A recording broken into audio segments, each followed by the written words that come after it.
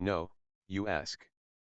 That is a way of making up your mind, Now you are part of me and I am as much involved in you as you are, even more. So don't think that you are crazy.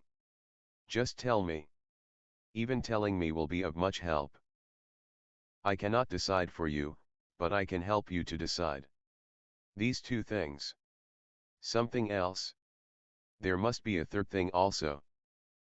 Millimeter, because that third is the most basic, and these two are coming out of it.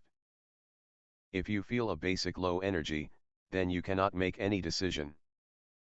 That is the problem for a low energy person, You cannot decide, you go on thinking and wavering your whole life. But remember one thing, whether you decide or not, a decision is continuously being taken. Even if you can't decide, that too is a decision.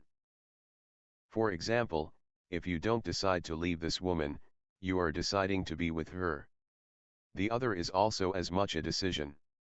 Sometimes for a low energy person, the decision that looks like a no decision becomes the only decision in life. So what I will suggest is that you don't think that you have to change your profession. Rather than think whether you have to do it, decide whether you are to remain a dentist. Do you want to remain a dentist? Don't decide the other thing. Decide this. And if you are not decisive, don't continue in it. Sit and meditate, and if you cannot decide, remain suspended. You follow my point? If you cannot decide this, then the same has to be done with the other, because it is the same problem. The problem is the third. That's why I insist that there is a third problem, more basic. These two are just offshoots. And it always happens that offshoots look like real problems.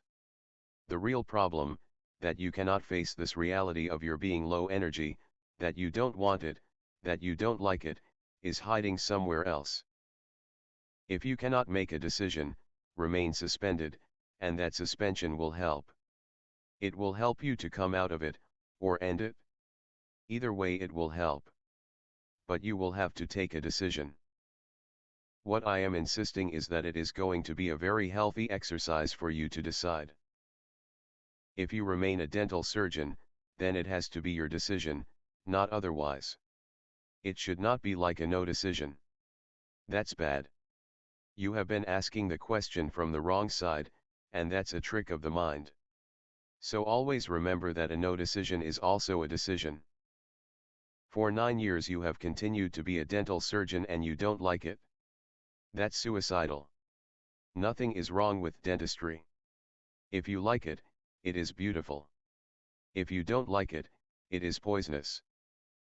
Anything that you don't like and you continue against yourself is going to create a very suicidal situation. And the more you remain in it, the less you will be capable of coming out of it, because habits become stronger and stronger. You will become more and more involved in it. And you will lose courage, because the more you are in a profession, settled, comfortable, the more risky it becomes. For a dentist to become a musician after 9 years is difficult. After 20 years it will become impossible, because then the risk is too much, then you are moving onto the streets. So don't waste time. If you don't like anything, whatsoever it is, to remain in it even for a single moment is suicidal. Then whatsoever the risk, come out of it. Because it is not only a question of coming out of it, it will release your energy, and you will be able to commit it somewhere else. When you close one door, another opens. If you don't close this door, no other door opens, because it is the same energy which has to open the other door. If you go on clinging to one woman and you don't want her and you don't feel good, it is a constant trouble. It is not only poisonous to you, it is poisonous to her.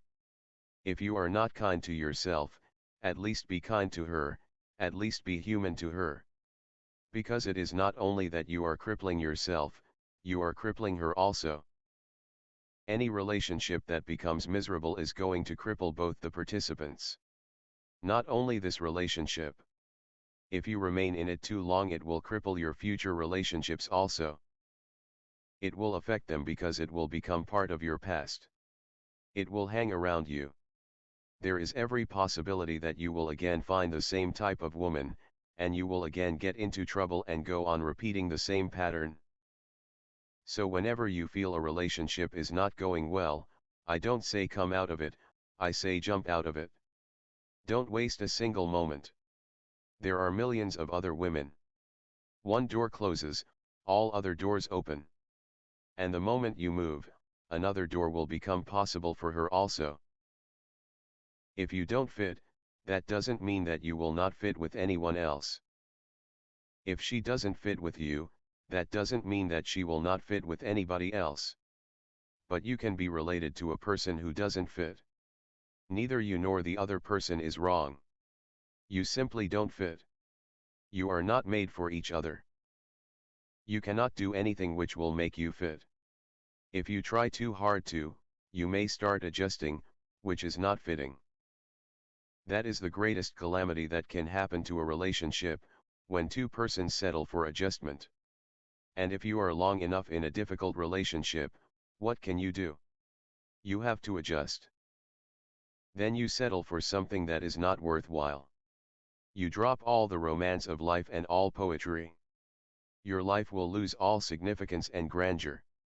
It will become very ordinary, very mundane. In fact, profane. It will lose the dimension of the sacred. The sacred exists with the romantic, with the poetic. The sacred is adventure. It is risky, but there is no other way to live. Danger is the only dimension. Both your relationship with this woman and your profession come from your deep-rooted inability to decide.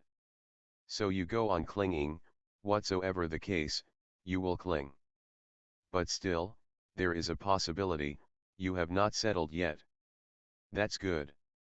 You are not yet adjusted. That's good. That gives hope. But don't waste more time in it. Just take the jump out of it. At least at the most you can be a beggar, that's all. What is wrong in being a beggar? You can play on your guitar, sing, and you will be as happy as a king.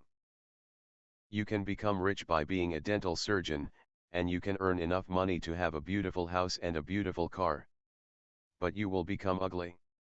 Be realistic, plan for a miracle. So go back, and immediately drop out of it. There is nothing to worry about. At the most one can become a beggar. At the most death can happen, which is going to happen anyhow, Take courage.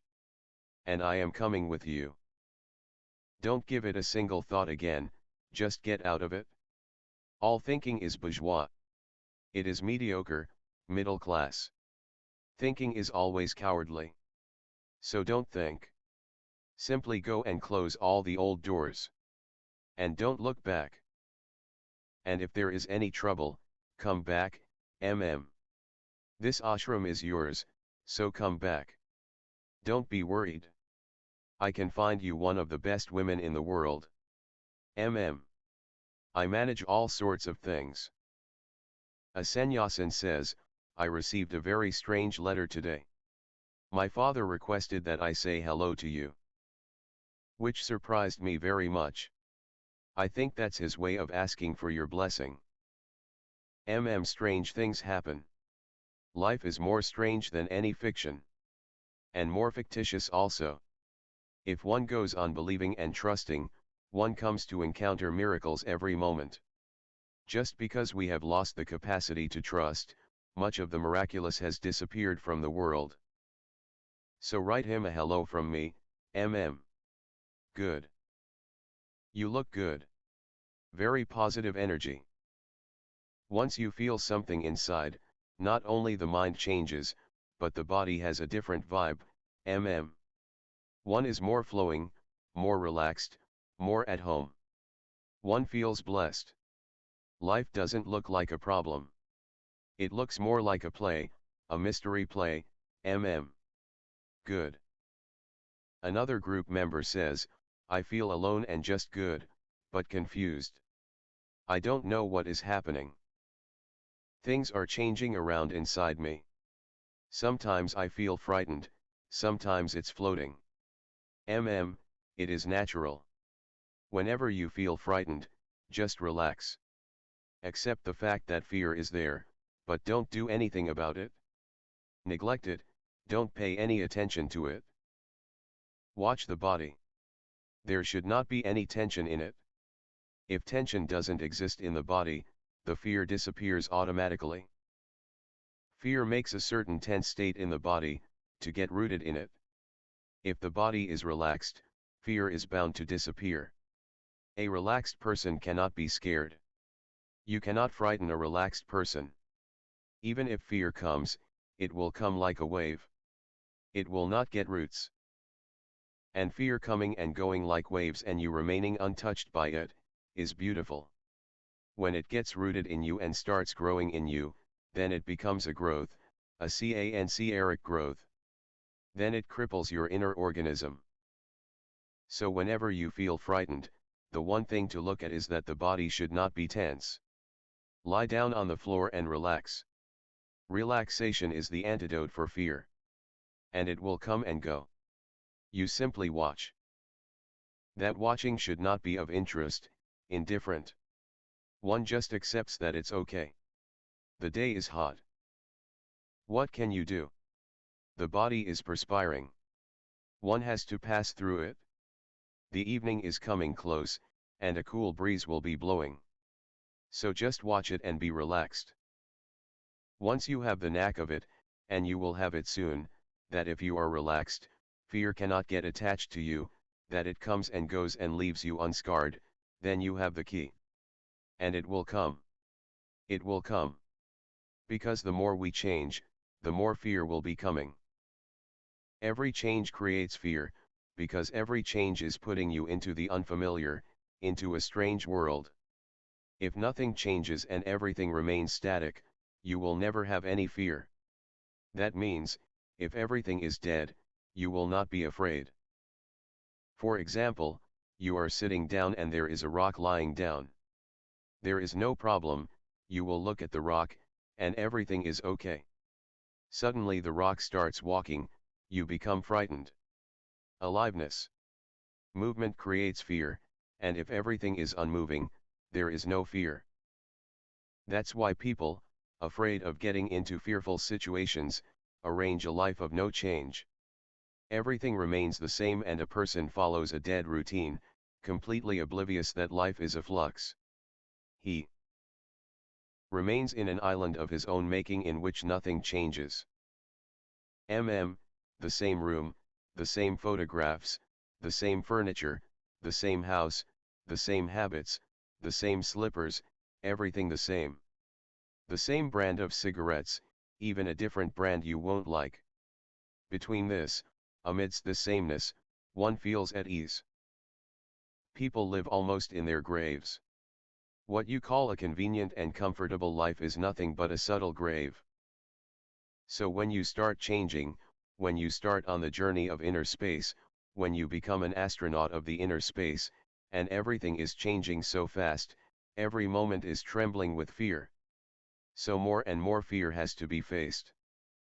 Let it be there. By and by you will start enjoying the changes so much that you will be ready at any cost. Change will give you vitality. More aliveness, zest, energy. Then you will not be like a pond, closed from everywhere, not moving. You will become like a river flowing towards the unknown, and towards the ocean where the river becomes lost. I will do something. I have got their thread from you. You are part of your parents, When a son is converted, half the father is gone. The feeling is meaningful. One is really on the same place, because the change is not outside you. It is inside. The journey is inner. Everything remains the same, and yet not the same. So you feel both together. That journey is going very fast, and yet you are standing on the same place.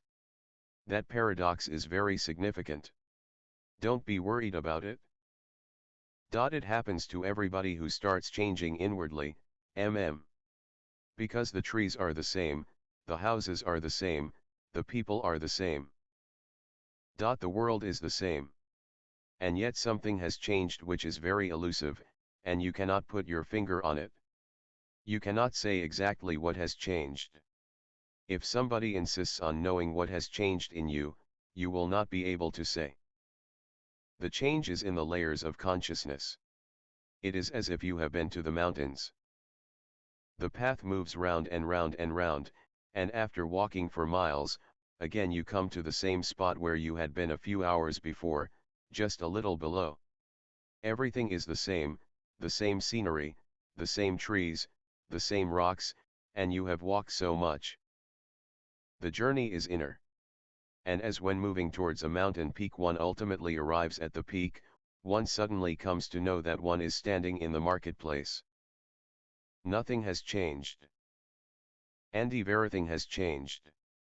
That's the paradox of religious consciousness. Hence all religions speak in paradoxes, in contradictions. They have to. There is no other way to speak. Feel happy. Don't feel puzzled. I know in the beginning one feels puzzled. And the second insight is also good, that you are feeling that you are expanding. Naturally, in the beginning you will feel that your problems are expanding, because everything will expand. Your anger will expand. Your insecurity will expand. Your sexuality will expand. Your love will expand. Everything will expand, because it is all part of you. So don't get scared about it. If you go on expanding, by and by you will see that a qualitative change happens later on after a certain expansion, that a few things, if you expand them too much, become very thin. It is just like a balloon that you go on puffing at. It becomes bigger and bigger, but at the same time it is becoming thinner and thinner also. Soon a point will be reached when it will explode and the whole balloon will disappear. This is the balloon of the ego, this sense of I, that expands. And this sense of I implies all that you have, your problems, your anxieties, your nightmares, your good things, your bad, your days and your nights, all are involved in this I. This balloon of the ego has everything that you have. When the balloon expands, they all expand. Let them expand. The balloon will get thinner and thinner and thinner, and a moment. A sudden explosion. And all is gone, balloon and all. Then you are left, you as you are without the I pure space. Almost non-being. Wait, and go on. Don't be afraid, Good. That I will do. Don't request it. That I will do without request. Don't be worried about it. That's the only thing I know how to do, Discomfort is natural. Anything that can be of any help is also uncomfortable. Each growth is uncomfortable. Only death is comfortable. Life is uncomfortable. So one should learn how to put oneself again and again into the new and novel, into discomforts, That keeps one open and growing and fluid. Do a few more groups. It will be good, Because they are more uncomfortable. Tao is the most comfortable. Do Tathata or Ahum. Do something really uncomfortable. Do one thing, don't strain too much in watching. If you do, it can become like a mirror cabinet, and you can go almost crazy, First you are watching your thoughts. Then you can slip out and watch your watching. Then you can slip out again and watch your watching. And this can go on and on. You can never watch yourself. You are the watcher, so whatsoever you watch is something which is not you. You are always standing further away. Your reality can never be objectified. You cannot see yourself, because who will see you? You will always remain irreducibly the witness. So however far you go, you will always remain at the back of everything. You can never put yourself in the front of everything, that's impossible. So don't strain or you will become bored. Let it be a simple watching of thoughts. Don't watch the watcher, or you will be moving into a trap which is non-ending, that can lead you on ad infinitum.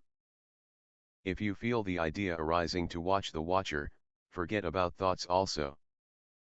Do something else, and again when you have forgotten, come back. Let it be a very playful thing. Don't get serious about it. People can go crazy. And then they lose all their identity, then they don't know who they are. So don't do it too much. Just relax. And enjoy it. When you feel it is becoming like a strain, too heavy, forget all about it. Jerk your body and dance, or run around the house, or do something with the body so that you can get out of the mind. Good. The group leader, Amitabh, says, I'm a hopeless schizophrenic. The group was very beautiful. They just kept making the energy come, and they used it beautifully. When the group was over, I was so high that I was beyond the cliff already. Then I looked down, and went all the way down. Depressed, negative. Didn't want to do anything, didn't want to give anything to anybody. Just wanted to stay in my room. It's exhausting. Osho said that if one goes to the peaks, then one will fall into the valleys too. Some people remain in the middle, they never experience the lows, but they never experience the highs either. Osho said to Amitabh that he should not disturb the natural flow between the 2 points, and that he was trying to remain on the peak all the time, and that is not possible. So I will not suggest that you fix yourself somewhere in the middle. Rather, accept the valley also. The valley has its own beauty. Somehow you have a wrong attitude about the valley. Energy is beautiful, but who has said to you that no energy is not beautiful? Positivity is good, but who has said to you that negativity is not good? The whole of the mind has been conditioned to become perfect in one direction, at the cost of wholeness. My whole insistence is that the night is as beautiful as the day. Somehow you have a wrong notion about the night. In the day you feel good, but by the time the sun starts setting, you start feeling afraid. You are at the bank, the very edge. Now sooner or later the sun will set and the night is coming. The darkness, the negative. But night is needed, otherwise the day will disappear. And nothing is wrong in the night. Nothing is wrong in the dark. It is life-giving. When you go to a peak, your whole energy is in an excited turmoil, beautiful, but excited, beautiful, but feverish. Because there is so much excitement that you cannot contain it, rest will be needed.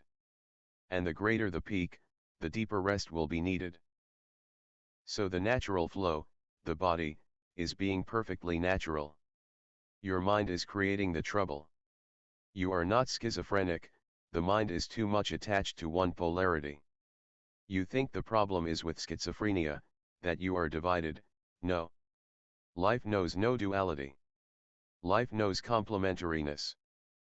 There is no problem anywhere with the night or with the day. Existence is as happy in the day as in the night. In fact, the whole night, existence prepares for the day. Rests in the womb of darkness. Gets ready again.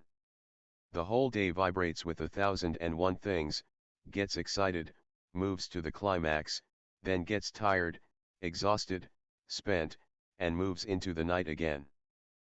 Rest is part of the energy phenomenon. But you are not taking it as rest, you call it negative. The very word negative gives it a condemnation. Not that negative is wrong, but the association in the mind is wrong. There are moments when you give, and there are moments when you don't want to give. Otherwise, where will you get the energy to give? There are moments of complete enclosure when all your windows are closed and you rest. All curtains drawn, all windows closed. You simply rest into yourself. Even love will not be a welcome guest in that moment. One simply wants to be oneself. It is a sort of death. One doesn't want to move out. One becomes like a seed, closed. Gone are the days when the flowers flowered and the fragrance was flying to the winds. Gone are those moments. Now everything has come to the seed, resting. It will be ready again. Again the sprout will come and flowers will be there. But right now it is not the moment. So accept it. The denial is bad, the rejection is bad. As you accept the peak, accept the valley. There is no schizophrenia in it. That's how life functions. This is how the dialectic of life is. So whenever you feel these things, just tell Anupma, because we hide these things. We don't want to say anything to anyone. We have expectations of everybody, and with ourselves, that each moment we should be available. That is foolish, simply foolish. That is not possible. You are putting unnecessary demands on your being. Those demands are wrong. The moment in itself is perfectly as it should be. So whenever you have a high moment, know well that you will be back. Move to the valley, and let it be known. Then even lovers should not interfere. If somebody loves you, he will understand, she will understand. Love is understanding. And these are the moments when understanding is needed. This is a seed time. It is the same with all energies. Just accept it, happily, joyfully, blessedly, because it simply shows that you are alive, that you are not yet dead, stuck anywhere. Your swing is free and you move. This is how the flow should be. There are moments when we share. There are moments when sharing will be dangerous. When energy is flowing low, sharing will be suicidal. When energy is flowing high, overflowing, if you don't share it, that will be suicidal. So for each thing there is a time. And never stretch yourself against the natural, then you create trouble. I don't see that there is any problem or any schizophrenia. Just a wrong attitude, of perfection, of one-sidedness. As far as I see, we create problems. If you listen to the body, if you listen to the energy, they never lie. It is the mind which goes on commanding impossible things, in fact stupid things. And when the energy and the body cannot follow, it seems a problem. So next time you just enjoy it. Once you accept the rest, soon your energy will be revitalized. This is my observation, that even a few minutes of total acceptance of the valley revives one completely. But the acceptance should be total, One should become an island. One should cave in, and forget that the world exists. This will make you more alive. And next time you go to a high peak, if you accept the valley, you will go to a higher peak. Chapter 2. March 14, 1976 p.m. in Chuangzi Auditorium. You did well. It is difficult, but you did well. And if one can face a loved one's death, one comes out of it completely integrated. Death can be very disintegrating. It can shatter you, or it can be a very crystallizing force and can make you integrated. It depends how you use it, how you look at it. And you have done well. Very good. Something to say? Then you will have to do it again. Because hate shows that you are deeply related. Hate is a relationship. Unless you come out of a group indifferent, it is going to help you, either way, whether you love it or hate it, Hate is also a love relationship. Behind each hate, love is hiding, and behind each love, hate is hiding. In fact, love and hate are not two things. They are not love and hate. The whole energy is love/hate. That's why any love relationship can change into a hate relationship very easily, in a single moment. Just a single moment before you were in love, and now you hate. And vice versa is also possible. A friend can become an enemy. The enemy can become a friend. In fact, to make anybody an enemy, first you have to make him a friend. You cannot make simply anybody an enemy, that's impossible. You will have to go through friendship. So you will have to do it. Keep it in mind. Then next month our hypnotherapy group will start, so you join it. It may be helpful. Hypnotherapy can be very, very helpful if rightly used. It is one of the greatest methods ever developed, but it has not been rightly used yet. Chaitanya is a musician from Germany, who has produced 5 records. He sees the goal of music. If there is a goal, as that of awakening people. He says, I would like to know if there's anything I can do, whether I can stay here a long time, or be here for a short time and then go.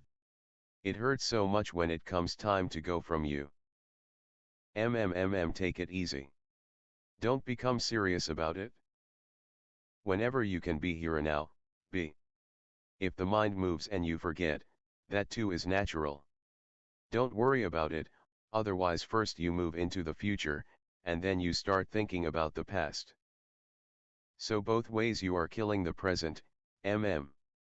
First you are not in the present, so the present is lost. Then you start thinking that you have lost the present and that you have missed much and that time is wasted, so now you are thinking about the past. Again you are missing another present.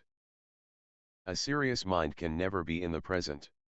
Only a playful mind, only children, are in the present. So be more childlike. Play more. And you are a musician. The whole secret of music is to be in a playful mood, so play with the instruments. A musician need not have any other meditation, that's enough meditation. Just be absorbed in it. And never think about the time that is gone, that is gone.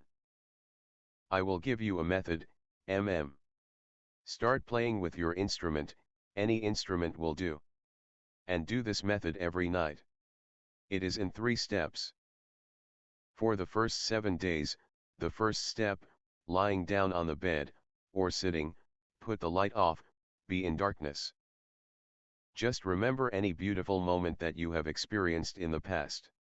Any beautiful moment, just choose the best. It may be very ordinary. Because sometimes extraordinary things happen in very ordinary grounds. You are just sitting still, doing nothing, and the rain is falling on the roof. The smell, the sound. You are surrounded, and something clicks. You are in a sacred moment. Or one day walking along the road, suddenly the sunlight falls on you from behind the trees. And click. And something opens. For a moment you are transported into another world. And once you have chosen it, continue it for 7 days. Just close your eyes and relieve it. Go into the details. The rain is falling on the roof. The tip-top, the sound. The smell. The very texture of the moment.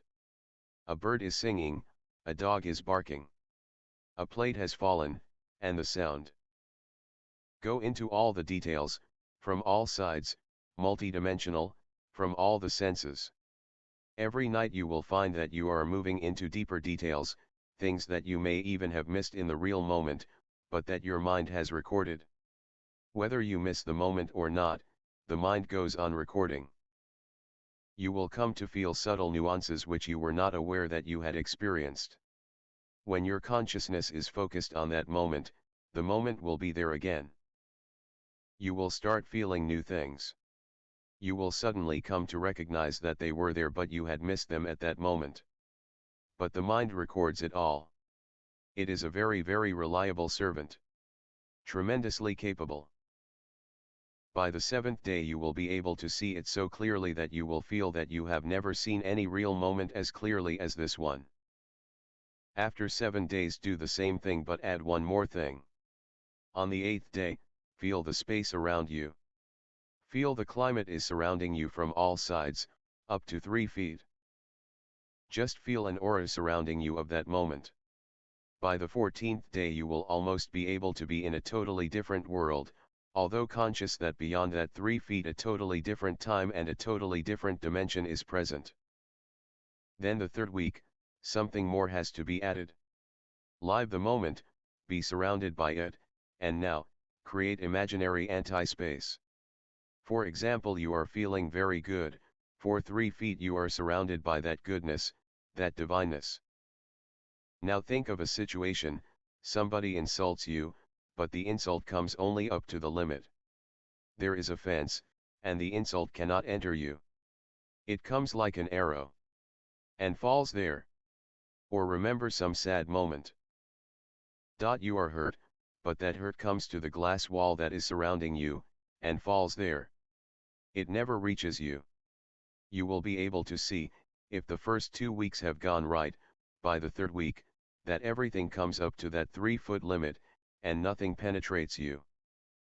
Then from the 4th week continue to keep that aura with you, going to the market, talking to people, continuously have it in the mind. And you will be tremendously thrilled. You will move in the world having your own world, a private world, continuously with Vu. That will make you capable of living in the present. Because, in fact, you are continuously bombarded by thousands and thousands of things, and they catch your attention. If you don't have a protective aura around you, you are vulnerable. A dog barks. Sudden lithe mind has been pulled in that direction. The dog comes into the memory. Now you have many dogs in the memory from the past. Your friend has a dog. Now from the dog you go to your friend. Then to the friend's sister with whom you had fallen in love. Now the whole nonsense starts. The barking of this dog was in the present, but it led you somewhere else into the past. It may lead you into the future, there is no way of saying. Anything can lead to anything, It is very complicated. So one needs a surrounding, a protective aura. The dog goes on barking, but you remain in yourself. Settled, calm, quiet, centered. Carry that aura for a few days, a few months. When you see that now it is not needed, you can drop it. Once you know how to be here and now, once you have enjoyed the beauty of it, the tremendous bliss of it, you can drop the aura of it. Try it, and after 4 weeks tell me how things are going. Just float. Moment to moment. Just live as intensely, moment to moment, as possible. Always feel as if this is going to be the last moment. As if there is going to be no other moment. So live it totally. There is no point in postponing it because there is going to be no other moment. Live every day as the last day. And when you go to sleep at night, thank God for the day. Don't wait for the morning, because nobody knows, the morning may not be there. If you can live each moment as the last, you live it totally, because there is no space to postpone. If this remains in the consciousness, it becomes a constant pointing to the present. Nothing else is needed, everything is going so well. Good. Continue. But don't make it a strain, If something is needed, you can speak, but on the whole, remain more and more quiet. Don't speak unnecessarily. Rarely is there anything that is necessary to be said. So just telegraphically, 10 words a day. That will do. And you look good. More settled. Do a few other groups also. Groups are good. They give you a few insights, and then you can use those insights in your daily life. So whatsoever you have learned, use it, Don't forget, otherwise one again closes into the old pattern. Keep silence. And I will also give you a meditation to do every night. In the night, put the light off, sit on your bed, and close your eyes. Just imagine yourself in a forest, Big green trees. Wild. Imagine that you are standing there, then start moving. Let things happen, don't force. Don't say I would like to go near that tree, no, just allow yourself to move. Walking in the forest for 5 to 7 minutes, you will come near a cave. Feel everything in detail, the earth underneath. Touch the stone walls of the cave with your hand. Feel the texture, the coolness. Near the cave there is a waterfall. You will find it. A small waterfall. And the sound of water falling. Listen to it, and to the silence of the forest and of the birds, Allow yourself the whole experience. Then sit down in the cave and start meditating. It is meditation within meditation. Have you seen Chinese boxes? One box inside another box inside another box. So you will be meditating inside the cave, and after 5 minutes I will appear in your meditation. So if you want to ask a question, only one question is allowed. And then you report back to me, and tell me what I said to you. And I will know, so you cannot fool me. This is a very very old meditation technique. So you start from tonight. Another group member says, on the second day when we were doing communication techniques, something happened to me. I was sitting with my partner, and I was to be the listener, but I was sleepy. I didn't have much energy. I closed my eyes, and perfectly clearly I saw a shadow of the figure of a person. And in the figure was an entranceway of light. Just the color of light. And there was just energy vibrating all around. I wasn't feeling high or anything. I just looked at it. I would open my eyes and be the listener, and then would close my eyes again, and there it was. It was there for about 10 minutes. I hadn't really thought about it till I was sitting here and you were talking about caves and things. You can try it every night. Just bring the visualization again, and you will be able to feel it. Go into the entrance and find out what is there. Many things of the unconscious can be revealed in these ways. Everything that you will come to know is within you. But we don't know many parts of our being. We live only in the porch. A big palace, but the palace remains completely closed, because we never enter it. These are all the ways to enter into the many rooms of your being. These are unconscious doors, use them. It is possible that these things will happen when you are not feeling any energy, because when you are feeling energy, you are engaged in your ordinary everyday affairs. When you are no more feeling energy and you are not engaged in your routine, your mental work, there is a possibility for the unconscious to open a door. Because you were trying hard to listen and you were not feeling energetic, you had no energy to move in the ordinary way of the mind. That created the situation, hence this experience came. So whenever you feel low energy, repeat it. Just sit, and try to be alert, and it will appear again. 10 minutes is too long a period. If the figure remained there continuously, it has some message for you, it has something to reveal to you. Just allow yourself to be led by the unconscious, wherever it leads. Don't be afraid. Whatever happens is going to be good and beneficial.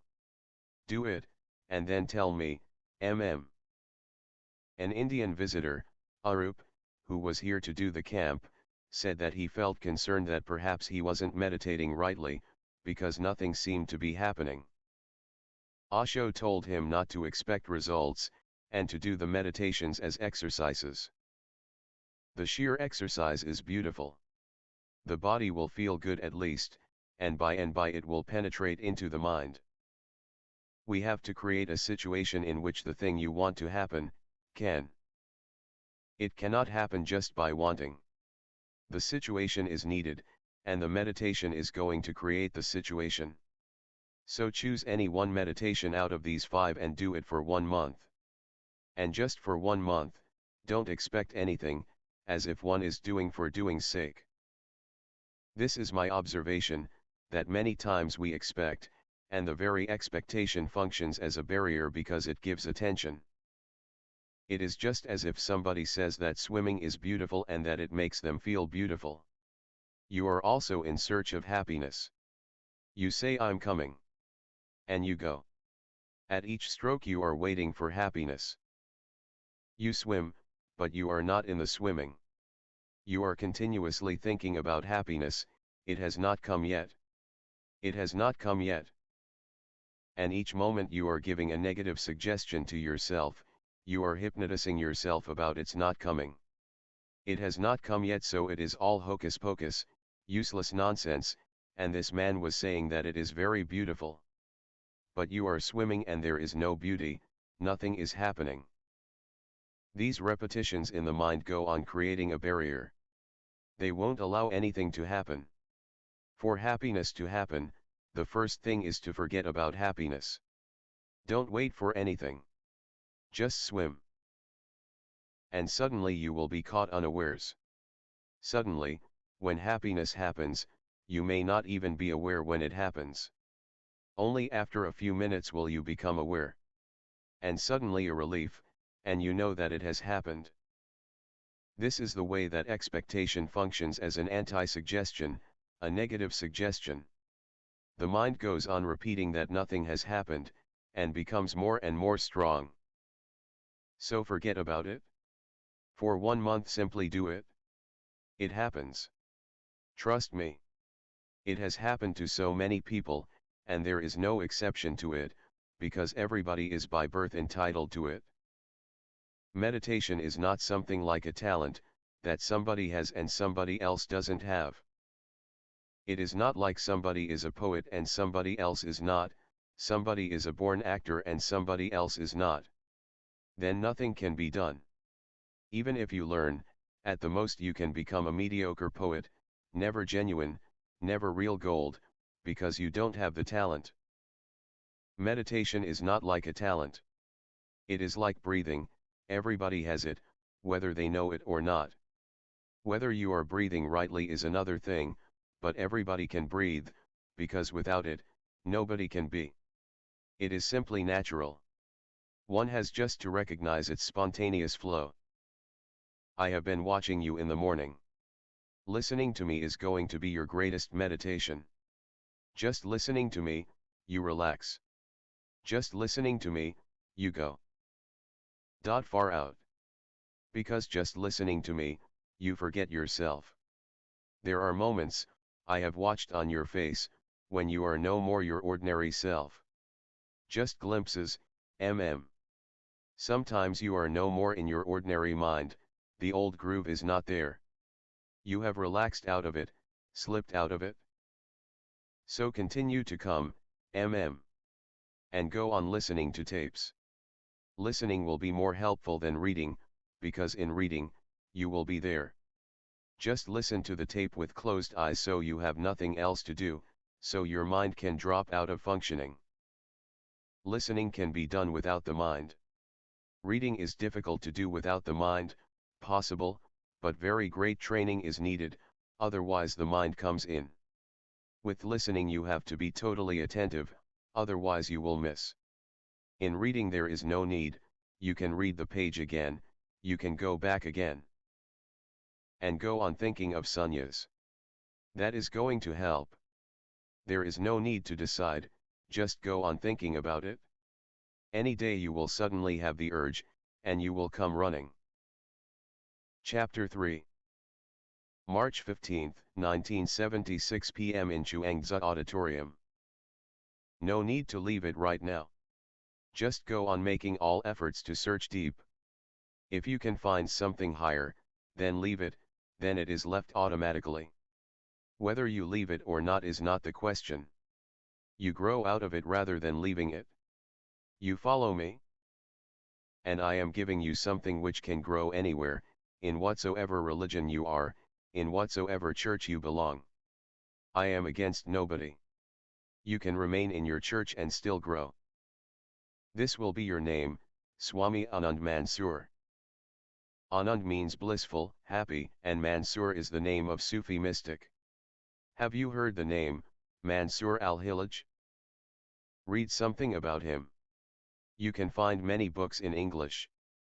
You have been connected with him in your past life, that's why I give you the name. He was crucified, just like Jesus. Mohammedans killed him because he uttered something which Mohammedans think is dangerous. He said I am God, and that created trouble for him, The whole name is Mansur al-Hillaj, yours will be simply Mansur. Have you something to say? Mansur asked, yes. How to love my mother? The translator went on to say that Mansur loved his mother and felt that she was the one he was looking for as a lover or wife, but that he felt this was not good. A mother has to be loved in a totally different way. She is not your beloved, and cannot be. If you become too much attached to your mother, you will not be able to find a beloved. And then deep down you will be angry with your mother, because it is because of her that you couldn't move to another woman. So it is part of growth that one has to move away from the parents. It is just as your being in the womb and then having to come out of it. That was leaving your mother, in a way. In a way, betraying her. But if inside the womb the child thinks that this will be a betrayal, how can I leave my mother who has given birth to me, then he will kill himself and the mother also. He has to come out of the womb. First he is joined with the mother completely. Then the cord has to be cut. He starts breathing on his own, that is the beginning of growth. He becomes an individual, he starts functioning separately. But for many years he will still remain dependent. For milk, food, shelter, love, he will depend on the mother, he is helpless. But as he becomes stronger, he will start moving further and further away. Then milk will stop, and then he will have to depend on some other food. Now he is going even further away. Then one day he has to go to school, has to make friends. And when he becomes a young man, he falls in love with a woman and completely forgets the mother in a way, because this new woman overwhelms him, overpowers him. If it doesn't happen, then something has gone wrong. If the mother tries to cling to you, she is not fulfilling her duty as a mother. It is a very delicate duty. A mother has to help you go away, that's the delicacy of it. A mother has to make you strong so that you can go away from her. That's her love. Then she is fulfilling her duty. If you cling to the mother, then too you are doing wrong. Then it is going against nature. It is as if a river starts flowing upstream. Then everything will be topsy-turvy. The mother is your source. If you start floating towards the mother, you are going upstream. You have to move away. The river has to go away from the source to the ocean. But that doesn't mean that you are not in love with your mother. So remember that love for the mother has to be more like respect, less like love. Love towards your mother has to be more of the quality of gratefulness, respect, deep respect. She has given you birth, she has brought you into the world. Your love has to be very, very prayerful towards her. So do whatsoever you can do to serve her. But don't make your love like the love for a beloved, otherwise you are confusing your mother with the beloved. And when goals are confused, you will become confused. So remember well that your destiny is to find a lover, another woman, not your mother. Then only for the first time you will become perfectly mature. Because finding another woman means that now you are completely cut away from the mother. The final cord has been cut now. That's why there is a subtle antagonism between the mother and the wife of her son, a very subtle antagonism, all over the world. It has to be so, because the mother feels somehow that this woman has taken her son away from her. And that's natural in a way. Natural, but ignorant. The mother should be happy that some other woman has been found. Now her child is no more a child. He has become a mature, grown-up person. She should be happy, So you can be mature only in one way, if you go away from the mother. And this is so on many levels of being. A son has someday to revolt against the father, not without respect. With deep respect. But one has to revolt. This is the delicacy, revolution is there, rebellion is there, but with deep respect. If there is no respect, then that is ugly. Then the rebellion is not beautiful. Then you are missing something. Rebel. Be free. But be respectful, because the father, the mother, is the source. So one has to go away from the parents. Not only away, but sometimes in many ways, against them. But that should not become anger. It should not be ugly. It should remain beautiful, respectful. If you go away, go, but touch the feet of your mother and father. Tell them that you have to go away. Cry. But tell them that you are helpless, you have to go. The challenge has called you, and you have to go. One cries on leaving the home. One goes on looking back again and again, with wistful eyes, nostalgia. The days that have passed were beautiful. But what to do? If you cling to the home, you will remain crippled. You will remain juvenile. You will never become a man in your own right. So what I say to you is to go away with respect. Whenever they need, serve them, be available. But never misunderstand that your mother is your beloved, she is your mother. Nibbana is Buddha's word for nirvana. It means enlightenment. Buddha never used Sanskrit. He used a local language that was used in his part of the country. All the words become soft in it. Nirvana is called Nibbana. And Prem means love. Dhamma means the ultimate law, and Prem means love, the ultimate law. Dhamma is also Buddha's word like Nibbana. The Sanskrit word is Dharma. This form, Buddha's, is more soft and loving. A sannyasin says, everything is in trouble, Osho. I'm going back and forth in wanting to be here and in wanting to leave. In the meditations, especially the ones into which I have to put effort, there is a constant struggle in the mind. The mind's always going on and on. It's like, go on. I want to stop. Go on. I think a few groups will be tremendously helpful. Nothing to worry about. It comes to everybody. This moment comes to everybody. In fact, when something is going to happen, the mind will create all sorts of trouble. If nothing is going to happen, the mind will not create any trouble. So it is an indication that the mind is becoming alert that something is going to happen, and you are never going to be the same again. So the mind feels apprehensive. But each mind functions in the same way. It has a very mechanical way of functioning. Whenever it becomes a little alert that something is going to happen, that you are on the brink, and if you go a little closer towards the precipice you will never be able to come back, and that the same mind will not be able to control you, it becomes afraid, naturally. It is going to be its death. The mind's death is your life, and the mind's life is your death. So the mind protects itself. It has its own vested interests, it has many investments. Of course, up to now it has been living in the world and it has done much business, so it is an established thing. Now you are trying to rebel against it? All meditations are a rebellion against the mind. As no established order will allow rebellion easily, neither will the mind. It is just as if in a society there is some trouble and somebody tries to go against the rules and the game. The police and the judge, and the law and the courts, and imprisonment, are all there to prevent it. The status quo becomes afraid. This cannot be allowed. The mind is the establishment, the status quo. And once you start thinking in terms of meditation, you are becoming rebellious. So the mind will create all sorts of trouble, it is natural. Just do a few things. 1. Do a few groups, which I think will be immediately helpful. You are giving in, and if you miss this opportunity, the mind will overpower you and you will be again back in the prison.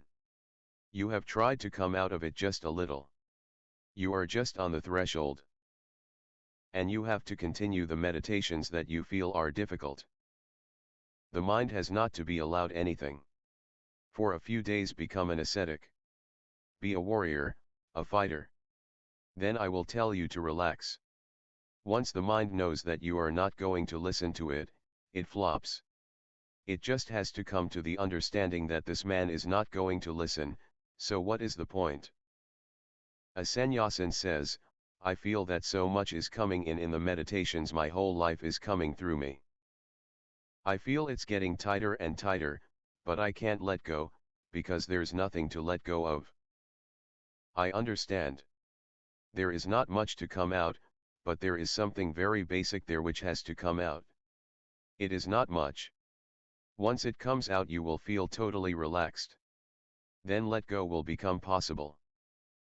So when there are many things it seems easier for a person to bring them out, because there are so many things, so much rubbish. And howsoever much you bring out, you still have so much that you are not worried. But you have only one thing. So you will cling to it. You will be miserly about bringing it out. So this is a problem for people who have not many things. For example, a person has millions of rupees. He can go on throwing a few rupees here and there. He has nothing much to worry about. But if there is only one, once gone, it is gone. So in the beginning it is going to be a very very tough struggle. But in a way it is good, because once dropped, it is dropped. And it will be difficult for you to formulate what it is, because the very formulation is the beginning of throwing it away. So the mind goes on hiding it. It doesn't even allow you to have a look at what you have got. Because if you have a look, the very awareness that you are keeping it, hiding it, holding it, starts the opposite process, of throw it away. Nobody can hold anything consciously, unconsciousness is needed. And it is not that the tightness is coming in the stomach because you are taking so many things in, no. The tightness is because you are holding something there. It never comes by taking things in. I will do something. Don't be worried. Continue meditating, and I would like you to do a few groups also. Bring all tightness to the top of your head, as if the whole tightness from the stomach is being transferred. Force the tightness up to your head as if there is a magnetism and it is sticking to your head. And then allow your body energy any movement. Cooperate with it, If the hand starts shaking, not only allow it to shake, help it to shake. A deep cooperation with it. Then I can feel what is going on. If something happens in the body, allow it, whatsoever it is. At least in front of me don't hide, don't hold anything. Nothing is a problem. It will go, Keep this with you, and every night you have to do this. Just remember me. That I am sitting in front of you. You were able to leave your grip a little. So just put this on your head for 3 minutes and allow whatsoever happens. Then put it under the pillow and go to sleep so I can work on you the whole night. Good. Another sannyasin says, I find when I'm meditating that I have a lot of energy coming in here. But not going anywhere. Do one thing. Find some sandalwood, you will be able to find it in the market, and rub it on stone with some water. Put a tikka just here, just a spot of sandalwood paste. Do it for at least 2 weeks, and then tell me. There is no problem. Whenever energy comes there, in the beginning it is such a change that the eyes feel it and the whole space changes, so something which goes deep inside and is cooling is helpful. Sandalwood is perfect. In Hindi temples they always use it. It is good that the energy is coming there. It is the third eye center. Only after energy comes to that point does growth really start. So just do it. And there is nothing to worry about. Everything is going well. Just do one thing. During the day, in the group, look at least 10 or 15 times to see whether your stomach is relaxed or tense. If it is tense, relax it, just the stomach. If it is tense you collect any energy that is around, and it is dangerous, because these groups release so much negative energy.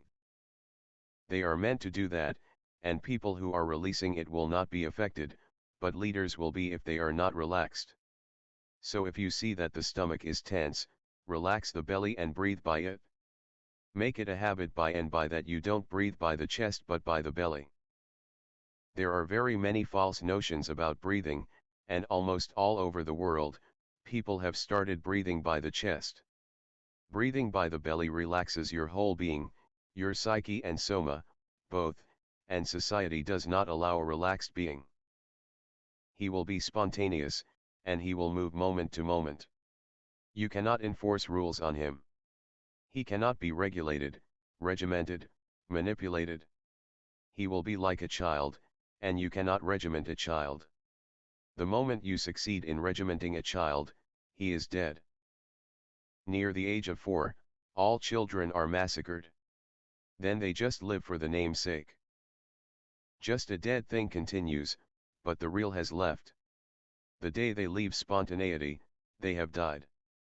The average limit of human beings is 4 years old, and after that we pull on, drag on, but life disappears, so of course no blooming ever happens, no fulfillment, no benediction.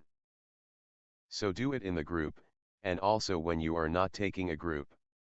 Only when it has become a natural thing can it help you in the group. And by it comes naturally, easily. Then there is no need to remember it, you simply breathe by the stomach. Then you will never absorb any negative energy. Just the opposite starts happening, you start absorbing positive energy. A tense being is hankering for some negativity, is trying to find some excuse to go sour and bitter. When you are relaxed, you become sensitive to a different level of energy, the positive. It is as if a negative energy person comes near a rosebush. He will count the thorns, he will not look at the flowers. The flowers are also there, but he will somehow miss them, he will overlook them. When a man with positive energy, relaxed, comes near a rosebush, the same rosebush, he doesn't start counting the thorns. They are there, but somehow they don't matter. He looks at the roses, and the roses become so overpowering, so overwhelming, that who bothers about the thorns? If you count the thorns, you will become depleted, angry, dissipated. You will be in a very bad mood. You will become a thorn, because whatsoever you absorb, you become. That is the meaning of the old adage, whatsoever you eat, you become. It doesn't mean simply the food. Whatsoever you eat, and that includes all the vibrations that you take in, you become. If you go on absorbing negativities, you become a wound, and anybody who comes near you will be offended by your being, will be hurt by you in certain ways. You cannot help it, you are a wound. Your pus is overflowing to other people in your relationship. The wound is going to stink. So it becomes a vicious circle. When you have a wound, you absorb more negativity. Then the wound becomes bigger and bigger and bigger. So start relaxing the stomach and breathing by the belly. Make a practice of it. Lying down on the bed before you go to sleep, for 3 or 4 minutes breathe by the belly. In the morning when you awake, breathe by the belly. Just do it whenever you remember. Have more feeling for the belly. In Japan they say, think by the belly. Even thinking can be done by the belly, then a man becomes perfectly relaxed. For centuries in Japan they had been thinking that the real thinking process was in the belly, not in the head, and they are right. There is a different quality of thinking which goes on in the belly. It is intuitive, what you call a hunch. Women think more from the belly than men. Man goes on groping in the dark with logic. Women simply jump to conclusions without any process in between. That's the problem, man cannot understand how women come to their conclusions. And almost always they are right, illogical, but right. They live on hunches. And of course they have a more empty belly than man. They have a womb inside, and they have more space inside. So try breathing by the belly, and then tell me, That has been a good experience. One day or other, one has to forget all that includes what you call the professional attitude. The technical part of it is needed, but one should not be controlled by it. Use it, but never be just the professional, otherwise you become inhuman. And then difficulties arise. Difficulties arise because you lose contact. You are an expert, you know the technique, you know the know-how, and others are just human beings. A distance arises.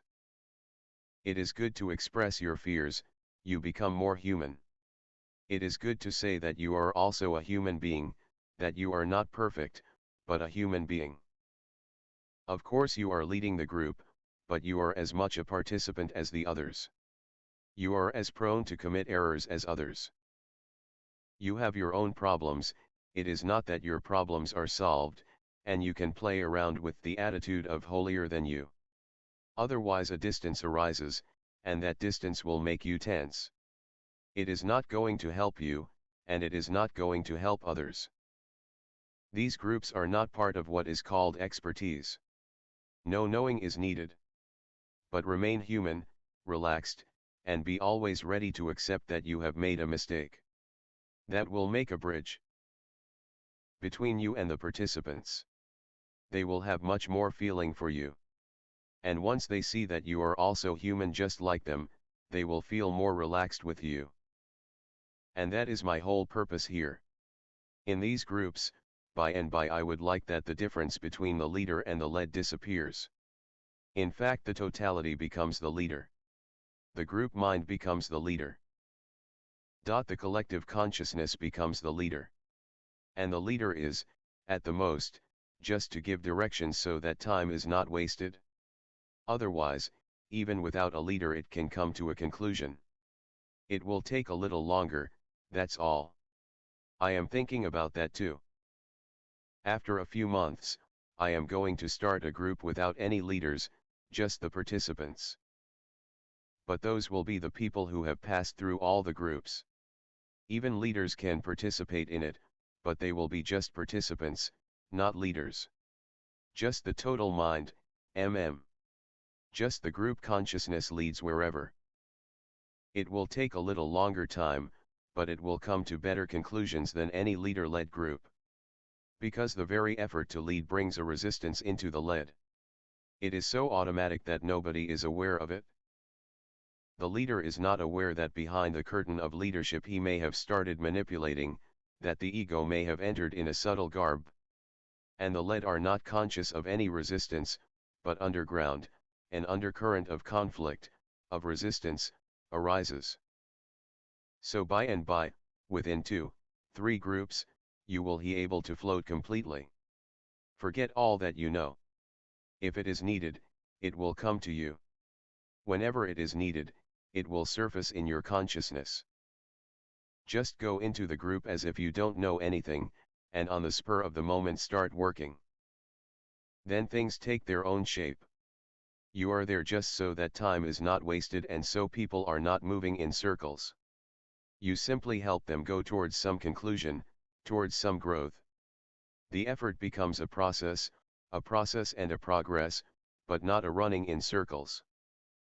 And the more your leader will disappear, the better leader you will become, and the better you will feel the results are coming. One day, when the leader is completely gone, you simply become a channel for tremendous energies to enter and take possession. In fact, the leader has to become a vehicle for the unconscious of the led. The led also know the clues, but the clues are deep down in the unconscious. They also know what to do but are not certain. You have to become just vehicles for their own unconscious, so that they come to know something that they know already. Then they will see that you have been vocalizing their own hidden understandings, that you are becoming their articulations, that whatsoever they could not say, you have said. But they will feel it is theirs, and then there is no resistance. That is the difference between the modern psychoanalyst and the old witch doctor. The witch doctor was more in tune with the unconscious. Even now in primitive societies. In India there are many tribes which are very primitive. Their shaman is totally different. The first thing is that he should become possessed. If somebody comes to ask something, he cannot answer them because consciously, who hears to answer? So drums are beaten, music is played, incense is burned, and he starts moving. He starts dancing, starts shouting gibberish. And then he is possessed, perspiring, radiant with some other energy. You ask. Now the question is yours, and the answer is also yours. He is just a vehicle. He is no more the person he was there, just a minute before, or a few minutes before.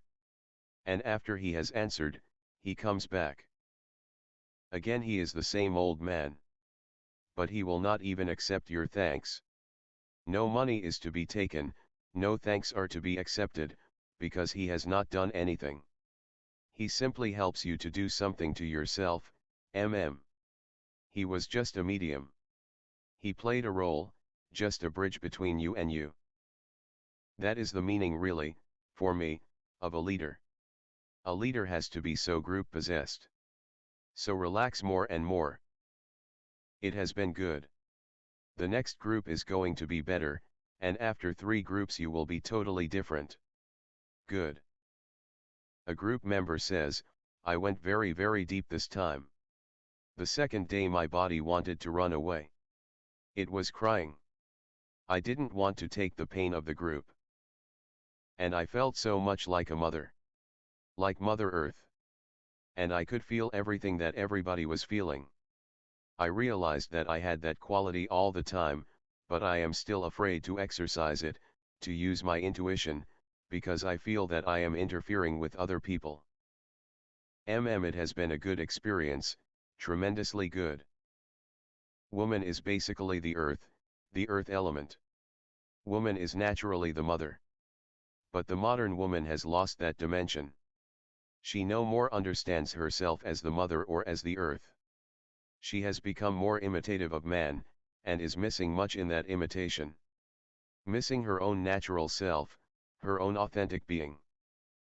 If a woman goes deeper, immediately she becomes a mother. Hence I call my sannyasins Ma. There is a spontaneous and natural quality. Motherhood is a function of woman. Man is tremendously poor in that way, and he goes on trying to find something by which he can complement the inherent poverty. Because man is not a mother, he becomes a poet. He gives birth to poetry because he cannot give birth to a man. He becomes a painter, a sculptor, he becomes a scientist. He becomes 1,001 things just to find something comparably satisfying. That's why man is more creative. He creates everything. But he is creative because naturally he lacks the dimension of creation, so he tries to substitute it. It is good that you felt that. Now remain in that consciousness, and don't disturb it. When you feel that you are part of the earth, you are moving into very deep forces. You will have many intuitions which only happen when you are one with your natural being. Then it will also arise that many times you would like to say something, but then you will feel that it will be an interference. Remain alert, because it can become an interference. Only when you feel that it is going to help, only when you feel that it is going to be naturally beneficial, use it. Otherwise keep quiet, keep mum about it. Sometimes your insights can become an interference to somebody. It may be true, the insight may be true. It happened once that a man came to me. He had been passing a street when he met a Jaina monk. The Jaina monk looked at him and said, "You will die within 3 months." The man became afraid, naturally. He went home and he became ill. He felt nausea, he vomited. He tried to throw it out, but it wouldn't go. It haunted him. He told his wife and she started crying. Then the children came to know, and the whole neighborhood. Somebody brought that man to me. The moment I saw him, I knew the Jaina monk was right. But still, this was an interference. At least he was going to live 3 months more. You have killed him right now? Not that the monk was wrong. It was right, the man was going to die within 3 months, it was so, perfectly true. But I told the man that that monk seems to be mad, and that I would go with him to the monk, and that he should report the monk to the police, because he is a murderer. I told him that he was not going to die, and not to be worried. The man became very happy. He reported it to the police, and I went with him to see the Jaina monk. The Jaina monk became afraid when he saw me. He said, "But I felt." But that is not the point. I said to him that it was not his business, and that this man was not going to die, and was he certain about it? The man might die just because he had told him, then who would be the murderer? The monk became very afraid when he heard that it had been reported to the police and that it could become a criminal case.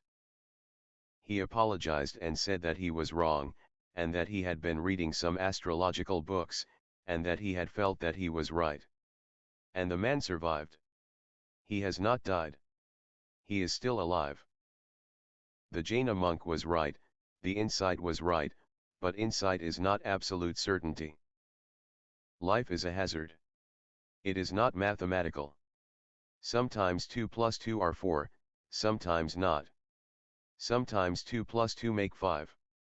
Sometimes 2 plus 2 don't make 4, they are 3. Life is not very mathematical, no mathematician can explain it.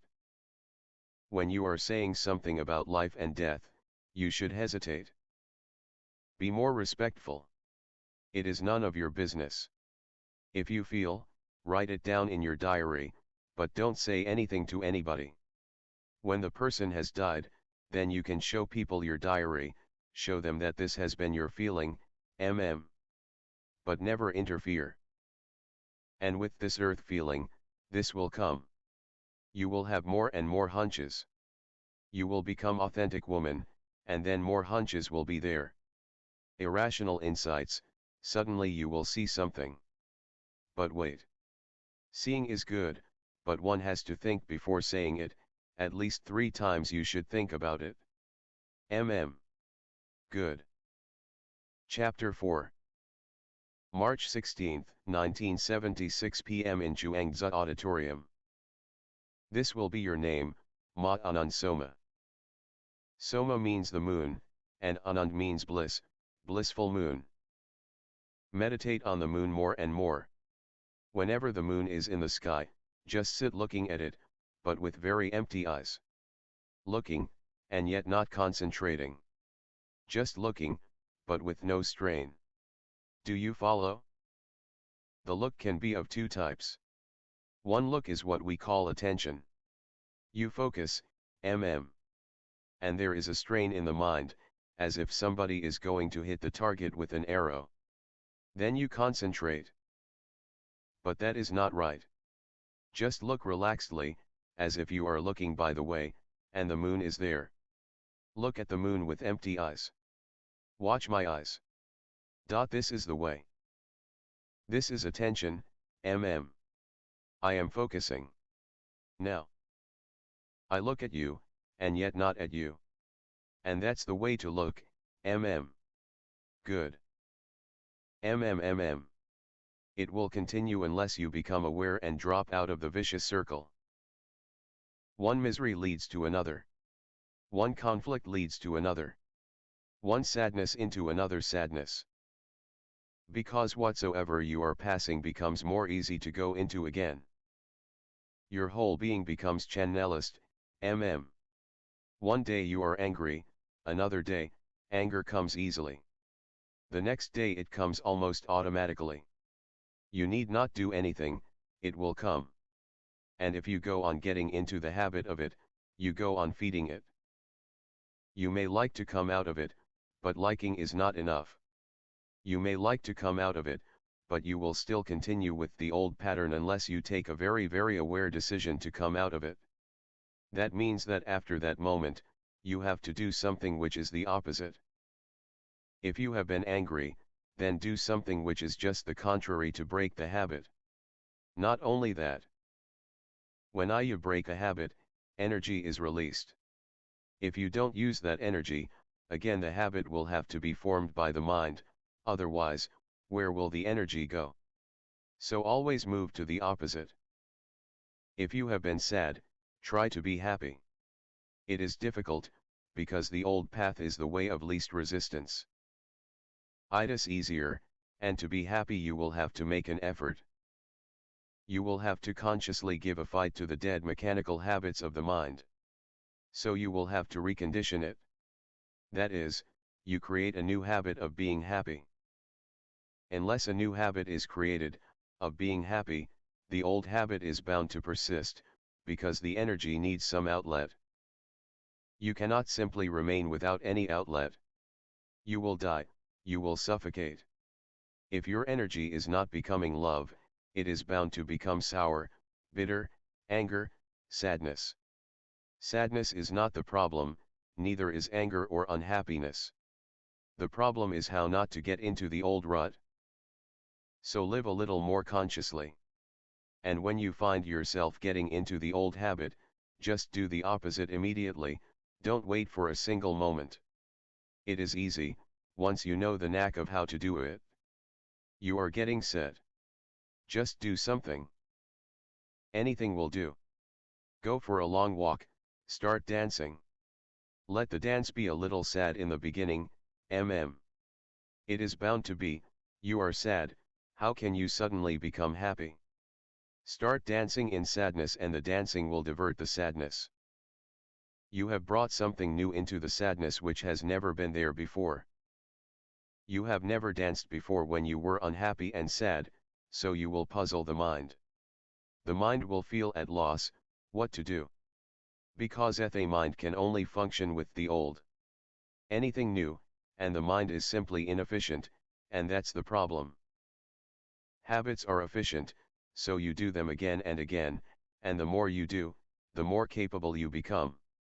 Almost everybody has become a certain type of expert, one part of your mind expertises, and then through expertise, it dominates the whole mind. I was just reading an anecdote. One school teacher told the famous story of the elephant and the 5 blind men to his children, but he didn't mention the word blind. He wanted to give them an opportunity to find that out for themselves. So he told the whole story, that 5 men went to see an elephant and then they reported back. One said the elephant is like a pillar, because he had touched only the legs. Another said he is like a very big fan, because he had touched the ear, and so on and so forth. The story was simple, and everybody knows about it. Then the teacher said, what type of men were these? One small boy said, experts.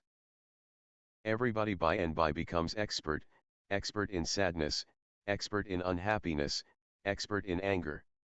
Then you become afraid of losing your expertness, because you have become so efficient.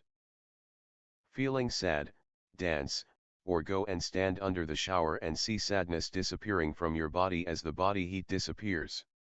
Feel that with the water showering on you, the sadness is being removed just as perspiration and dust is removed from the body. And see what happens.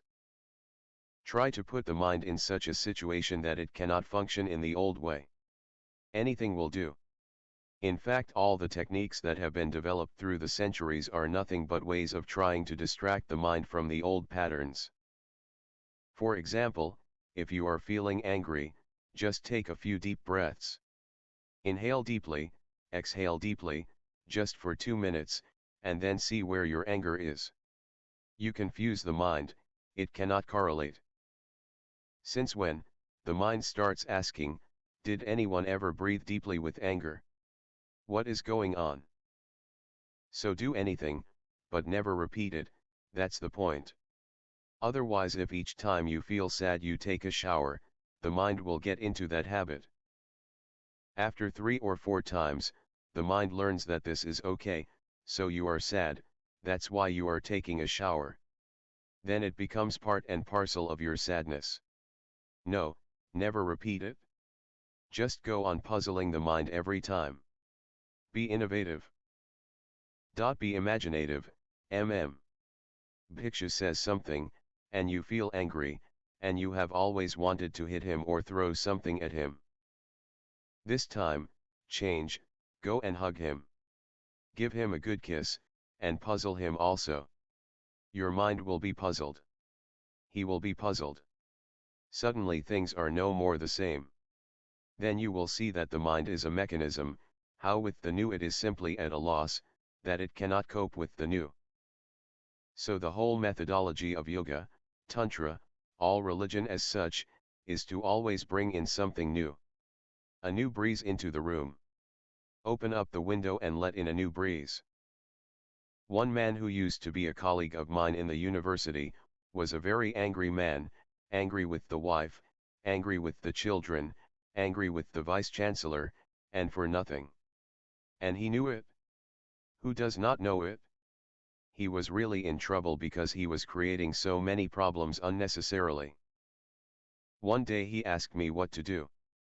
I said, do one thing, whenever you feel angry, just clench both your fists. You can do it anywhere. Even if you are talking to the vice-chancellor and you feel angry, clench your fists, and see. He said, what will that do? I said for him to just try it. So he went to the vice-chancellor, and when he started feeling angry, because the vice-chancellor was thinking to throw him out because he was doing so many things, he clenched his fists, and suddenly the anger was gone.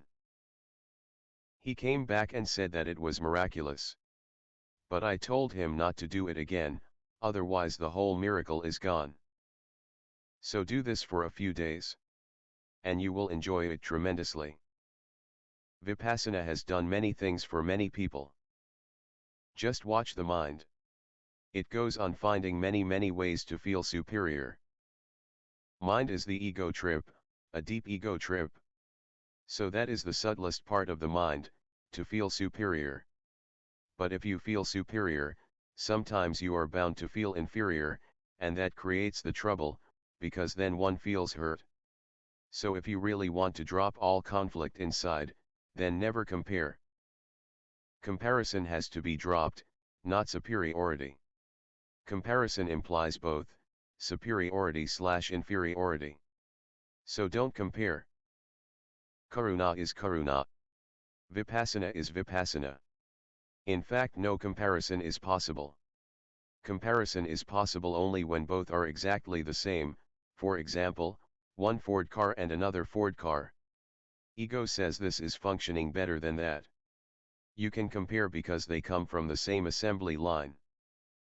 Man is unique. No other man is like anybody else. And God doesn't function in the way assembly lines function. You cannot find two men alike. You can find millions of cars alike. That's the difference between man and machine. Once comparison is dropped, you are neither superior nor inferior. Just think, if you are alone in the world and there exists no other man or woman, only Karuna exists on this earth, will you be superior or inferior? You will be simply you.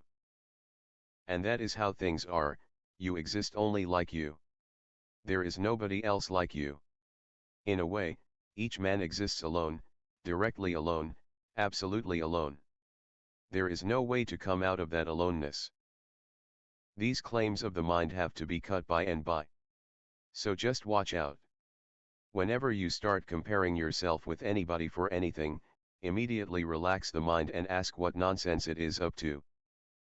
Stop in the middle, don't follow the old track of comparison. And suddenly one feels a flowering, because when there is no comparison to make, there is no competition. Then compassion arises. That is the meaning of your name, compassion. Compassion arises only when you see how lonely man is, how tremendously lonely, that there is no way to reach him, no way to be together. The aloneness is ultimate in a subtle way, in a certain way. When you would like to fill someone's aloneness, that is compassion. You would like to help somebody to feel that you are there. You would like to hold somebody's hand and to say to him, hello, I'm here. Don't feel alone. But still you know that at the ultimate core, one remains alone. We can help each other, we can love each other. We can help each other in many creative ways, but still, we cannot penetrate each other. Somewhere a point comes beyond which nobody can enter. That is your soul, your being. So don't compare, don't compete. And rather than listening to words, listen to people's being. For example, Vipassana told you that she was mad. You simply listened to her words, and you started feeling superior that you were not. No, don't feel ashamed. It is again the same thing. First you felt superior because you simply heard the words. You should have looked into Vipassana's eyes. She was one of the sanest persons around here, hence she could realize and say that she was mad. Only a sane person can say that. If you doubt it, go to a madhouse and ask mad people. Everybody will try to prove that he is not mad. Everybody will insist that the world may be mad but he is not. A madman never accepts that he is mad. If he does accept it, he is already getting out of it. This is a tremendously sensitive understanding, tremendously sane, to feel that you are mad. Only a sane person feels that he is mad.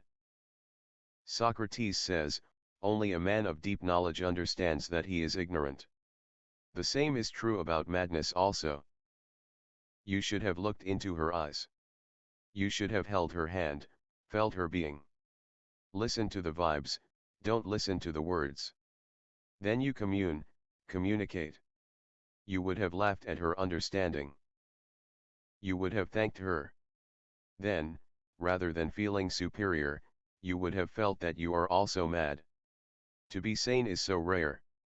A Buddha, a Jesus, a Socrates. A rare phenomenon when somebody becomes sane. Otherwise the whole humanity lives under deep hypnosis, neurosis. The madness is normal. That's why we never detect it unless somebody goes abnormally mad. Everybody is born mad, and few people get out of it. So next time somebody says something so beautiful, try to feel the presence of the other person. Don't listen to the words.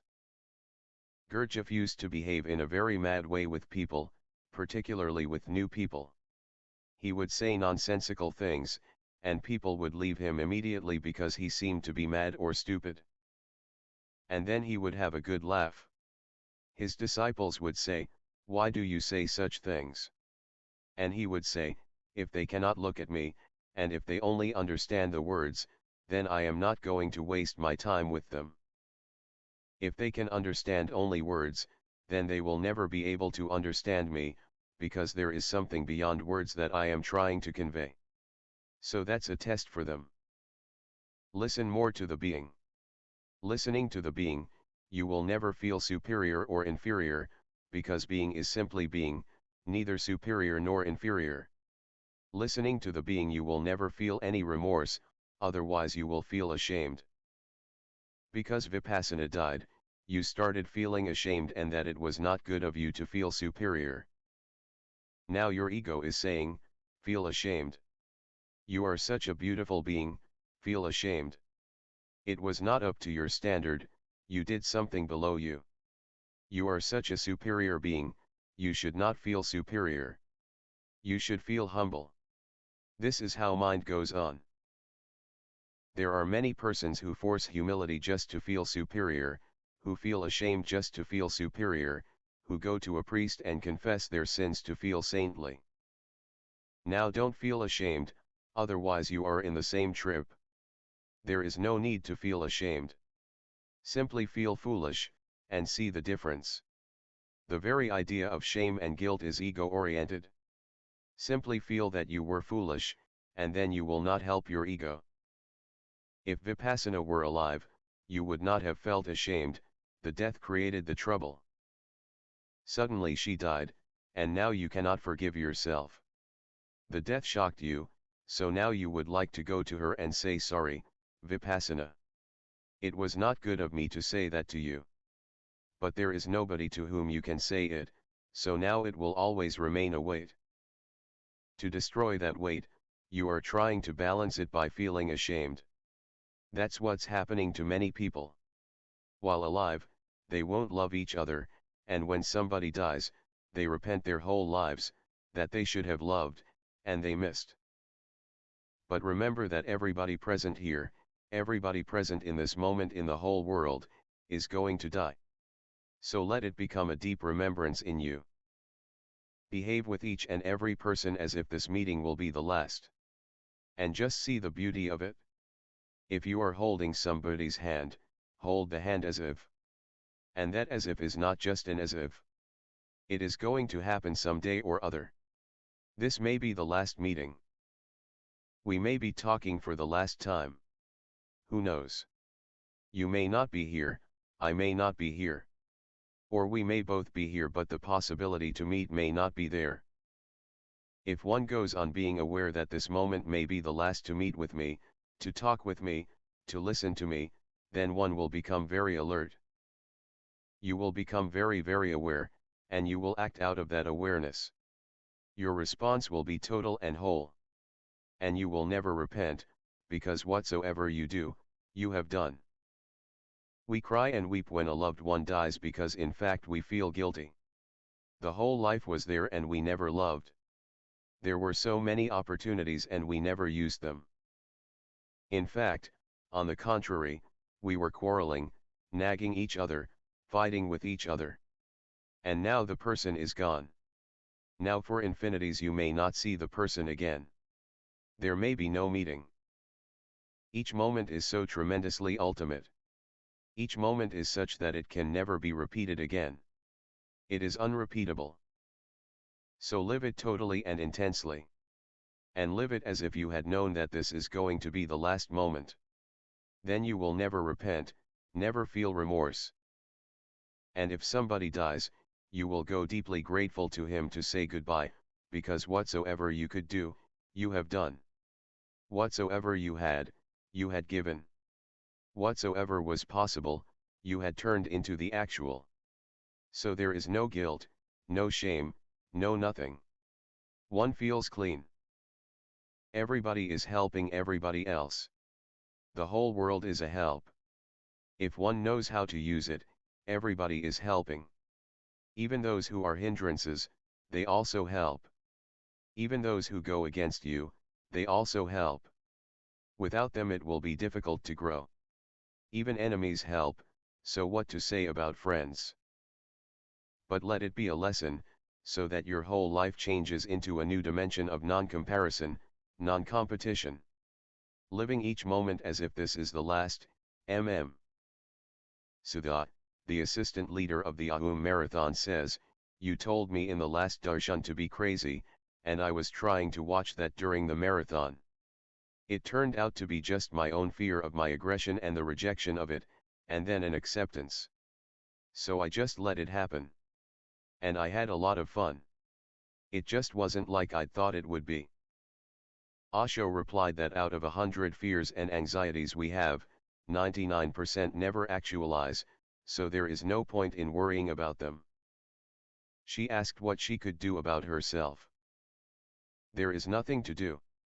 One simply understands that things are as they are, and accepts. The very concept of doing something is wrong. Doing brings the doer. And doing is nothing but a mask for the ego. There is nothing to do. Things simply happen on their own. You are not running the world. It is running on its own. And when you are gone, nobody is going to miss you. People will say that Sudha is gone and we miss her, but that is just a way of speaking. The world was running when you were not there. It will still be running when you go, so why worry for the few days that you are here? Take it easy, enjoy it. Whatsoever is given, accept it and enjoy it, and let it happen. Cooperate with it. The problem arises the moment you start doing something. The moment you start doing anything. Then the liquidity, the flexibility is lost. You become frozen, blocked. Accept that too. The problem remains the same. Now you are saying it is going from worse to worse. You are condemning it. You are saying that you never wanted it this way, you wanted it in some other way, and you are comparing with your ideal. The problem is created by your ideal. Drop the ideal, and then it never gets worse.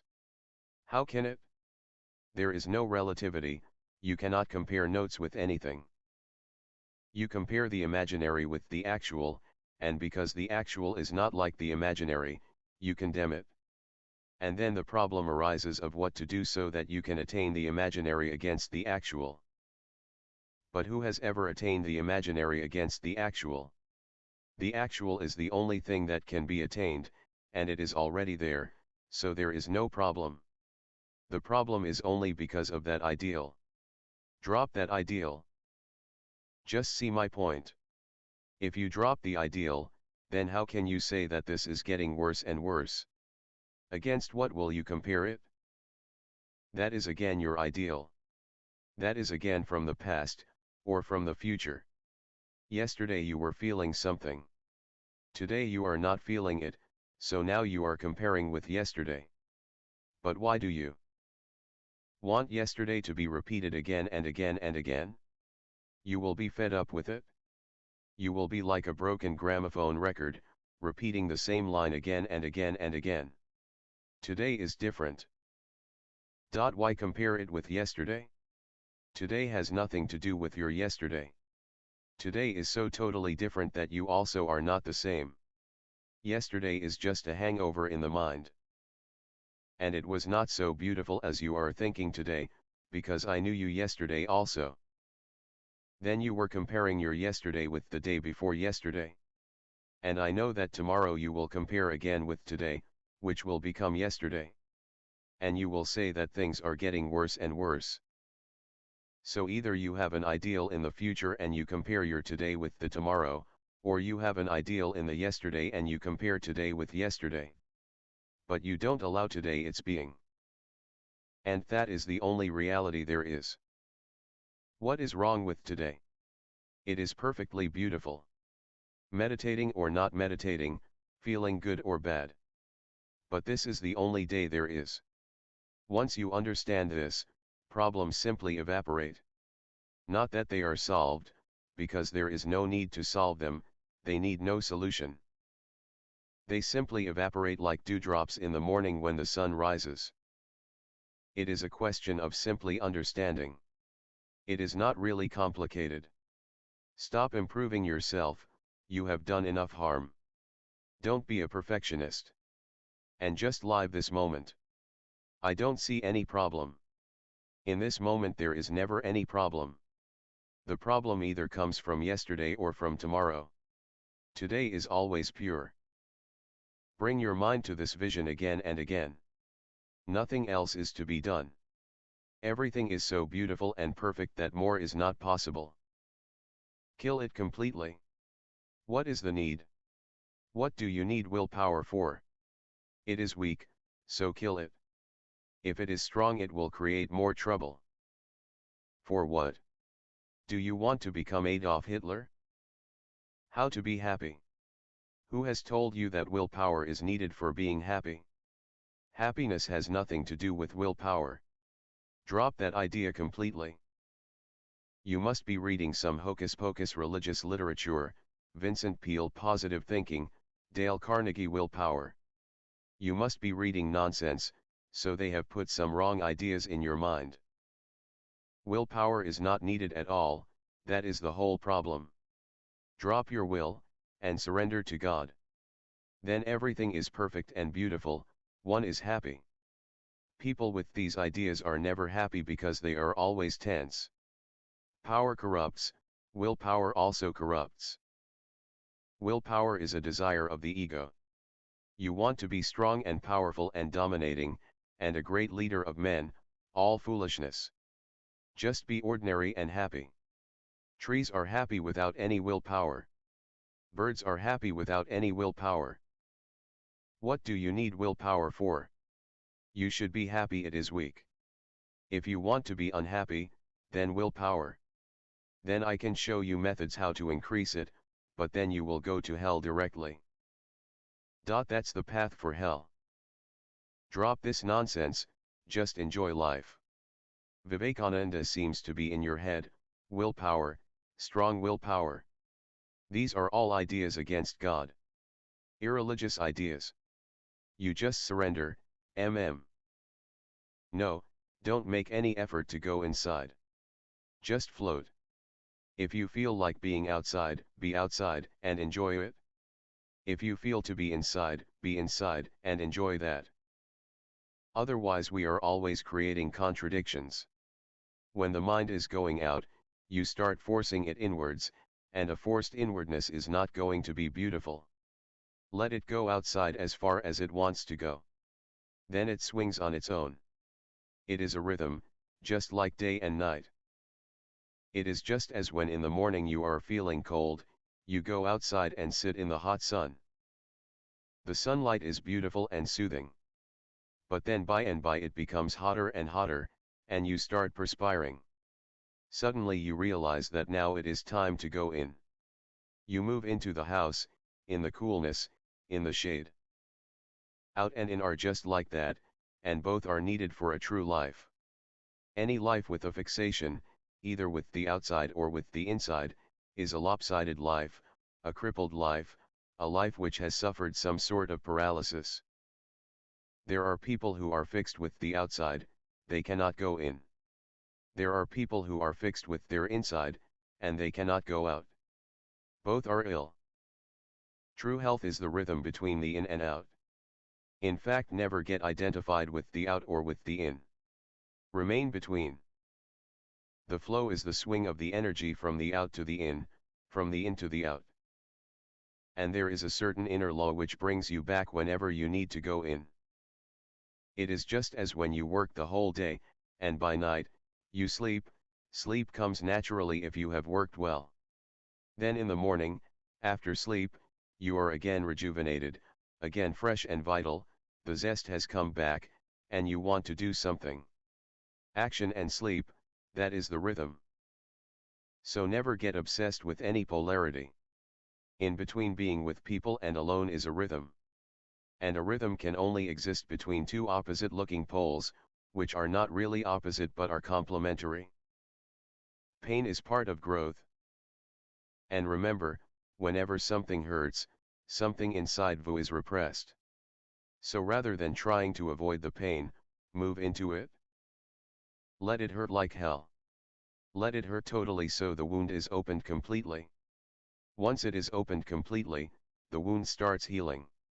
If you avoid these spaces when you feel pain, they will remain inside, and you will come across them again and again, because they are part of you. There is one method I would like to tell you about. Whenever you feel any pain, even an ordinary headache, just sit silently and focus your whole mind on the headache. Listen to it. Almost touch the texture of it. And intensify it, make it more and more tense, and pinpoint where it is. The more you concentrate, the more it will go on shrinking. Then it will come to a point, a needle point. It will not be the whole head. First you will feel just the front part, then you will feel that it is shrinking just in the middle. Then it becomes just a needle point, but a very sharp pain. Just remain with it. If you can remain with that sharp pointed pain, suddenly you will see that it has disappeared.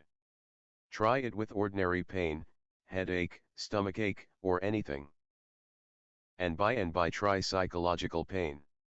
Somebody has insulted you and you feel hurt, or you have come across something inside you and a pain arises, a memory, a wound from the past. Just go into it. Accept it and go into it totally, and when it has become just a needle point, suddenly it will disappear. Chapter 5. March 17, 1976 p.m. in Zhuangzi Auditorium. A sannyasin says, I'm wondering about my relationship. There is a lot of good feeling, but we're sort of keeping each other safe, and I feel restricted. We'll both be starting groups and I think we'll be able to branch out. No relationship can truly grow if you go on holding back. If you remain clever and go on safeguarding and protecting yourself, only personalities meet, and the essential centers remain alone.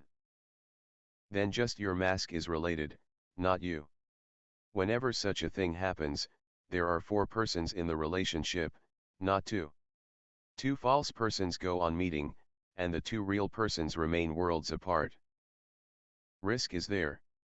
If you become true, nobody knows whether this relationship will be capable of understanding truth, authenticity, whether this relationship will be strong enough to stand in the storm. There is a risk, and because of it, people remain very, very guarded. They say things which should be said, they do things which should be done. Love becomes more or less like a duty. But then the reality remains hungry, and the essence is not fed. So the essence becomes more and more sad. The lies of the personality are a very heavy burden on the essence, on the soul. The risk is real, and there is no guarantee for it, but I will tell you that the risk is worth taking. At the most, the relationship can break, at the most. but it is better to be separate and to be real rather than being unreal and together, because then it is never going to be satisfying. Benediction will never come out of it. You will remain hungry and thirsty, and you will go on dragging, just waiting for some miracle to happen. For the miracle to happen you will have to do something, and that is, start being true, at the risk that maybe the relationship is not strong enough and may not be able to bear it. The truth may be too much, unbearable, but then that relationship is not worthwhile. So that test has to be passed. Risk everything for truth, otherwise you will remain discontented. You will do many things, but nothing will really happen to you. You will move much, but you will never arrive anywhere. The whole effect will be almost absurd. It is as if vous are hungry and vous simply fantasise about food, beautiful, delicious. But fantasy is fantasy, it is not real. You cannot eat unreal food. For moments you can delude yourself, you can live in a dream-like world, but a dream is not going to give you anything. It will take many things from you, and it will not give you anything in return. The time that you are using with a false personality is simply wasted, it will never come back to you again. Those same moments could have been real, authentic. Even a single moment of authenticity is better than a whole life of inauthentic living. So don't be afraid. The mind will say to you to go on safeguarding the other and yourself, to keep safe. That's how millions of people are living. Freud in his last days wrote in a letter to a friend that as far as he had observed, and he really observed deeply, nobody has observed so deeply, so penetratingly, so persistently, and so scientifically. He says in the letter that as far as he has observed through his life, one conclusion seems absolutely certain, that people cannot live without lies. Truth is dangerously. Lies are very sweet, but unreal. Delicious. You go on saying sweet nothings to your lover, and he goes on whispering in your ear sweet, but, nothings. And meanwhile life goes on slipping out of your hands, and everybody is coming closer and closer to death. Before death comes, remember one thing, that love has to be lived before death happens. Otherwise you live in vain, and the whole of your life will be futile, a desert. Before death comes, make it a certainty that love has happened. But that is possible only with the truth. So be true. Risk everything for truth, and never risk truth for anything else. Let this be the fundamental law, even if I have to sacrifice myself, my life, I am going to sacrifice it for truth, but truth IWI. Never sacrifice for anything, and tremendous happiness will be yours, undreamed of benedictions will shower on you. Once you are true, everything else becomes possible. If you are false, just a facade, a painted thing, a face, a mask, nothing is possible. Because with the false, only false happens, with the truth, truth. I understand your problem. That is the problem of all lovers, that deep down they are afraid. They go on wondering whether this relationship will be strong enough to bear truth. But how can you know beforehand? There is no a priori knowledge. One has to move into it to know it. How are you to know, sitting inside your house, whether you will be able to withstand the storm and the wind outside? You have never been in the storm. Go and see. Trial and error is the only way, go and see. Maybe you will be defeated, but even in that defeat you will have become stronger than you are right now. If one experience defeats you, and another, by and by the very going through the storm will make you stronger and stronger and stronger. A day comes when one simply starts delighting in the storm, one simply starts dancing in the storm. Then the storm is not the enemy. That too is an opportunity, a wild opportunity, to be. Remember, being never happens comfortably, otherwise it would have happened to all. Remember, being cannot happen conveniently, otherwise everybody would have being without any problem. Being happens only when you take risk, when you move in danger. And love is the greatest danger there is. It demands you totally. So don't be afraid, go into it.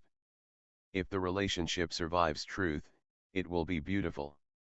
If it dies, then too it is good, because one false relationship has ended, and now you will be more capable of moving into another relationship. Truer, more solid, more concerning the essence. But remember always, falsity never pays. It appears to, but it never pays. Only truth. And in the beginning, truth never looks like it is going to pay. It seems it will shatter everything. If you look at it from the outside, truth looks very, very dangerous, terrible. But this is an outside view. If you go in, truth is the only beautiful thing. And once you start cherishing it, tasting it, you will demand more and more, because it will bring contentment. So don't be afraid. Gather courage to be, and go through these groups. They will be helpful, But go truly there, otherwise nothing can be of help. And it will be good if the two of you can do the groups separately, because if you do them with your boyfriend, or husband, or wife, their presence goes on functioning like an inhibitory force. You have been so related to them that the old pattern tends to repeat. It is easier with strangers to be truer. Have you watched it? People just traveling in a train start talking with strangers, and they assert things they have never asserted to their friends, because with the stranger, nothing is involved. After just half an hour your station will come and you will get off, you will forget and he will forget what you have said.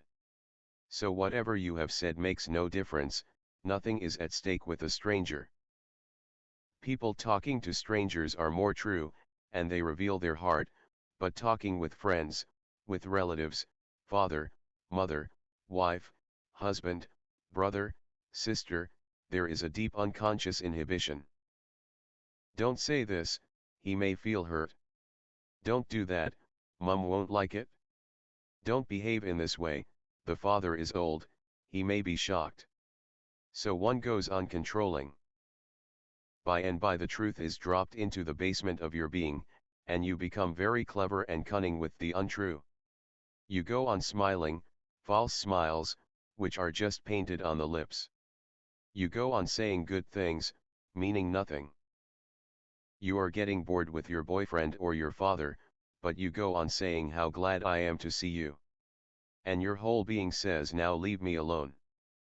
But verbally you go on pretending. And they are also doing the same thing, nobody becomes aware because we are all moving in the same boat. A religious person is one who comes out of this boat and risks his life. He says either I want to be true, or I don't want to be at all. But I am not going to be false. Whatsoever the stake, try it, but don't go on moving in a false way. The relationship may be strong enough. It may bear the truth. Then it is very, very beautiful. If you cannot be true to the person you love, then where will you be true? Where? If you cannot be true to the person whom you think loves you, if you are afraid even with him to reveal the truth, to be totally spiritually naked before him, if even there you are hiding, then where will you find the place and space where you can be totally free? That's the meaning of love, that at least in one person's presence we can be totally nude. We know that he loves, so he will not misunderstand. We know that he loves, so the fear disappears. One can reveal all, one can open all the doors. One can invite the person to come in. One can start participating in another's being. Love is participation. So at least with the lover, don't be untrue. I'm not saying to go into the marketplace and be true, because that will create unnecessary trouble right now. But first with the lover, then with the family, then with people who are farther away. By and by you will learn that to be true is so beautiful that you would like to lose everything for it. Then in the marketplace. Then truth simply becomes your way of life. But start, The alphabet of love, truth, has to be learned with those who are very close, because they will understand, good. Every society conditions the mind of children, makes them afraid of punishment, makes them, seduces them, to be greedy for awards. From the very beginning a child comes again and again to these two alternatives: if he does this, father won't like it, and he will be punished. If he does that, father will like it, and he will be rewarded.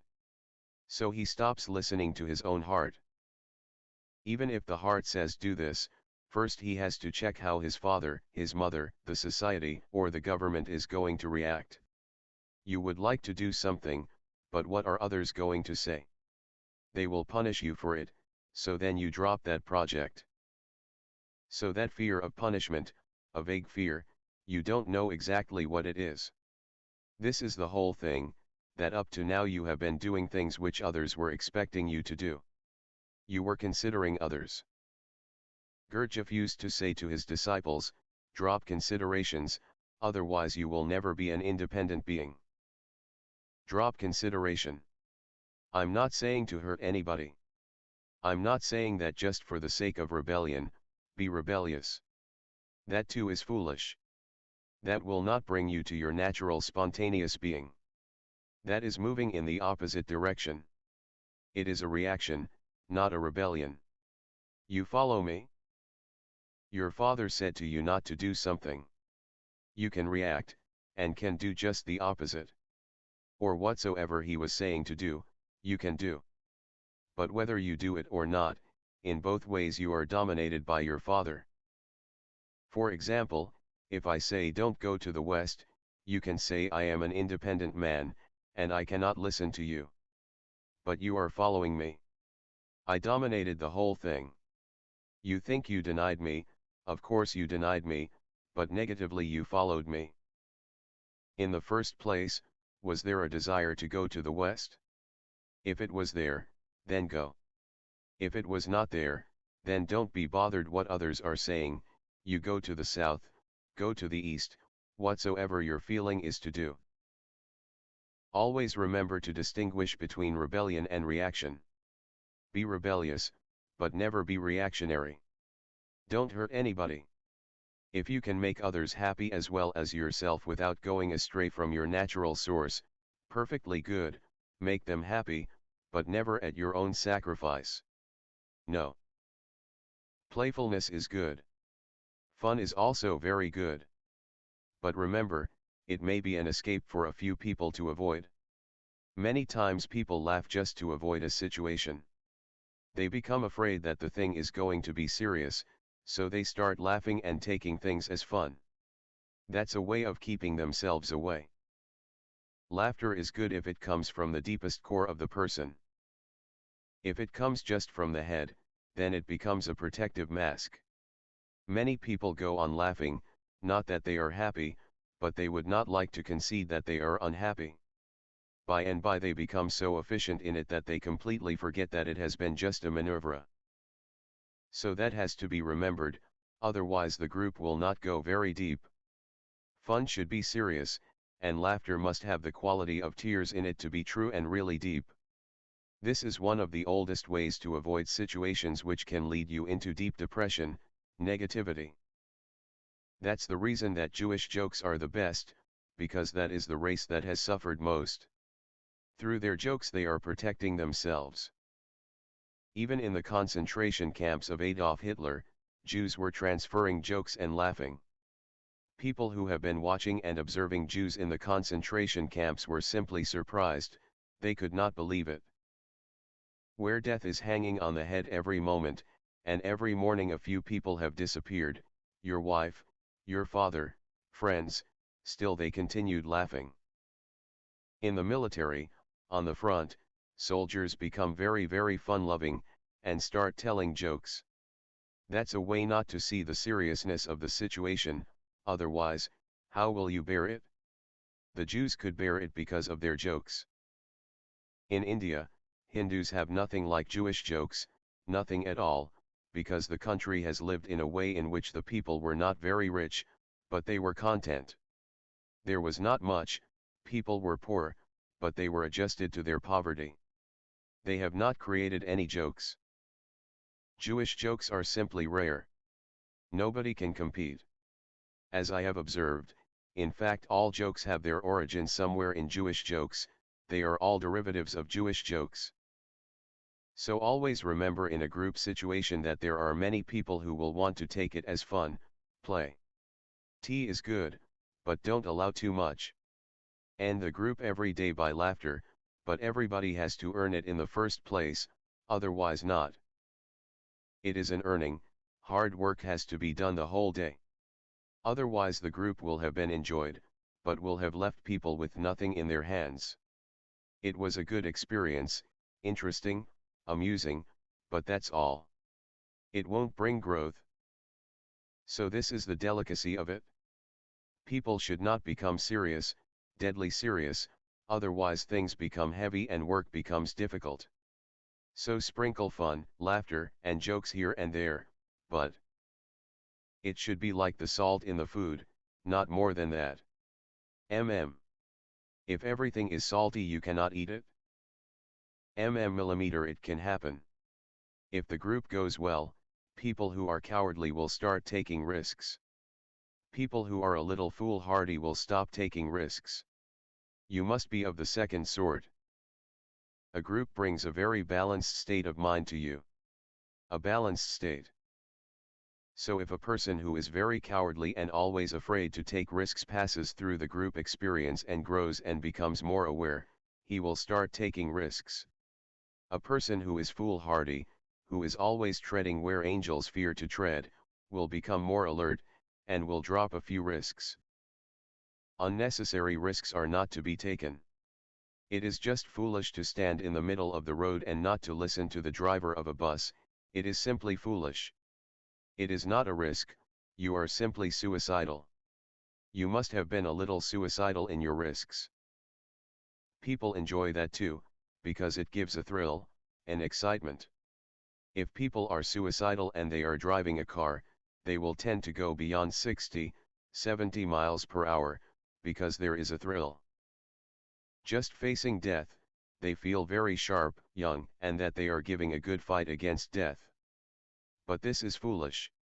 Out of a group experience, meditation, awareness, this type of person will stop many risks. So it is good, you will be more balanced now.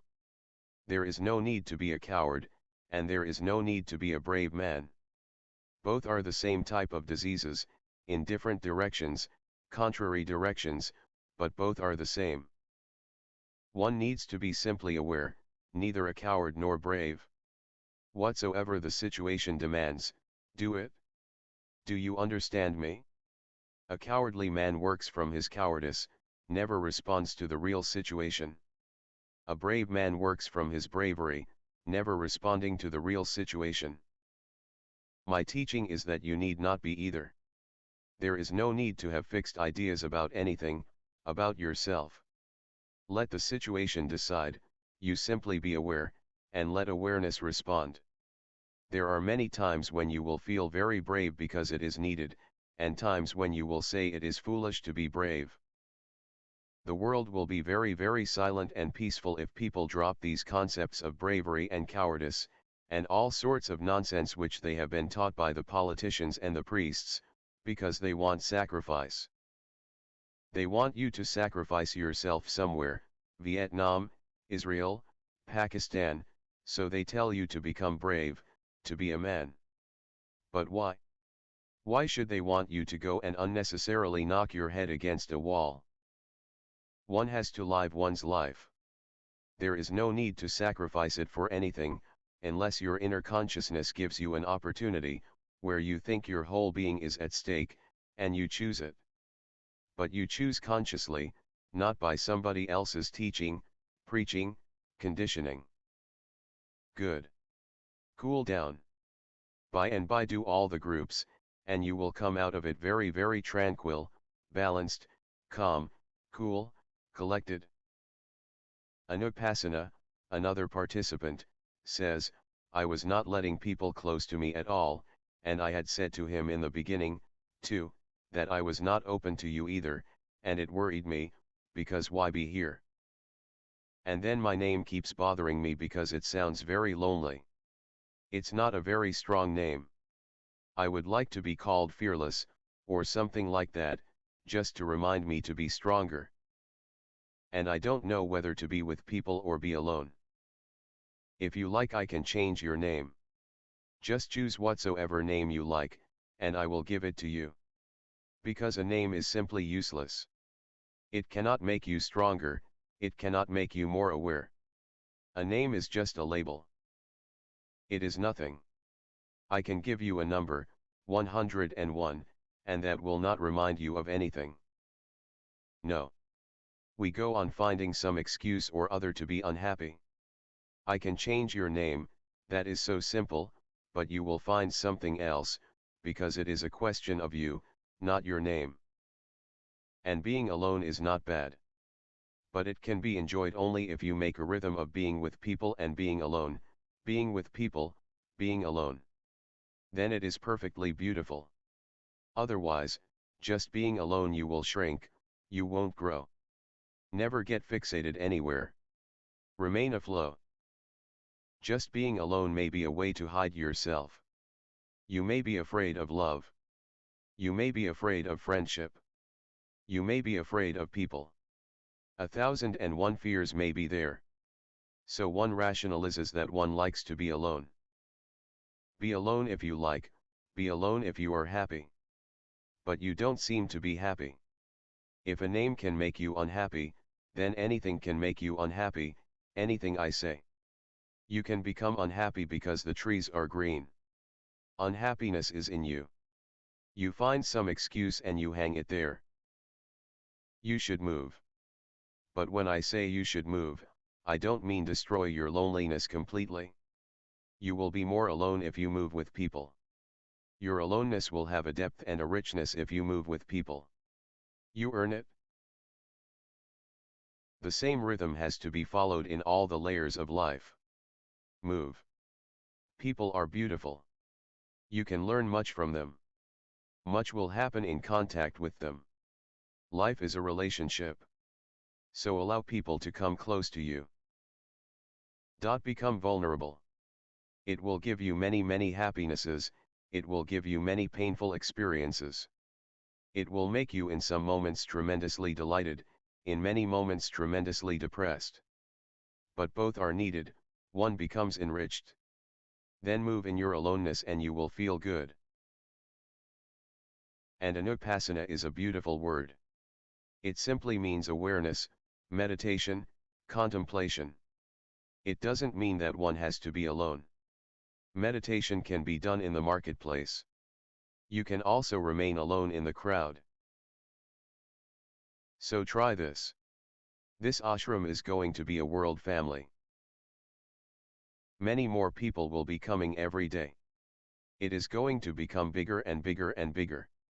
That's how anything that is alive, grows. Anything, even an institution, when it is alive, grows. New branches, new leaves come to it. New flowers.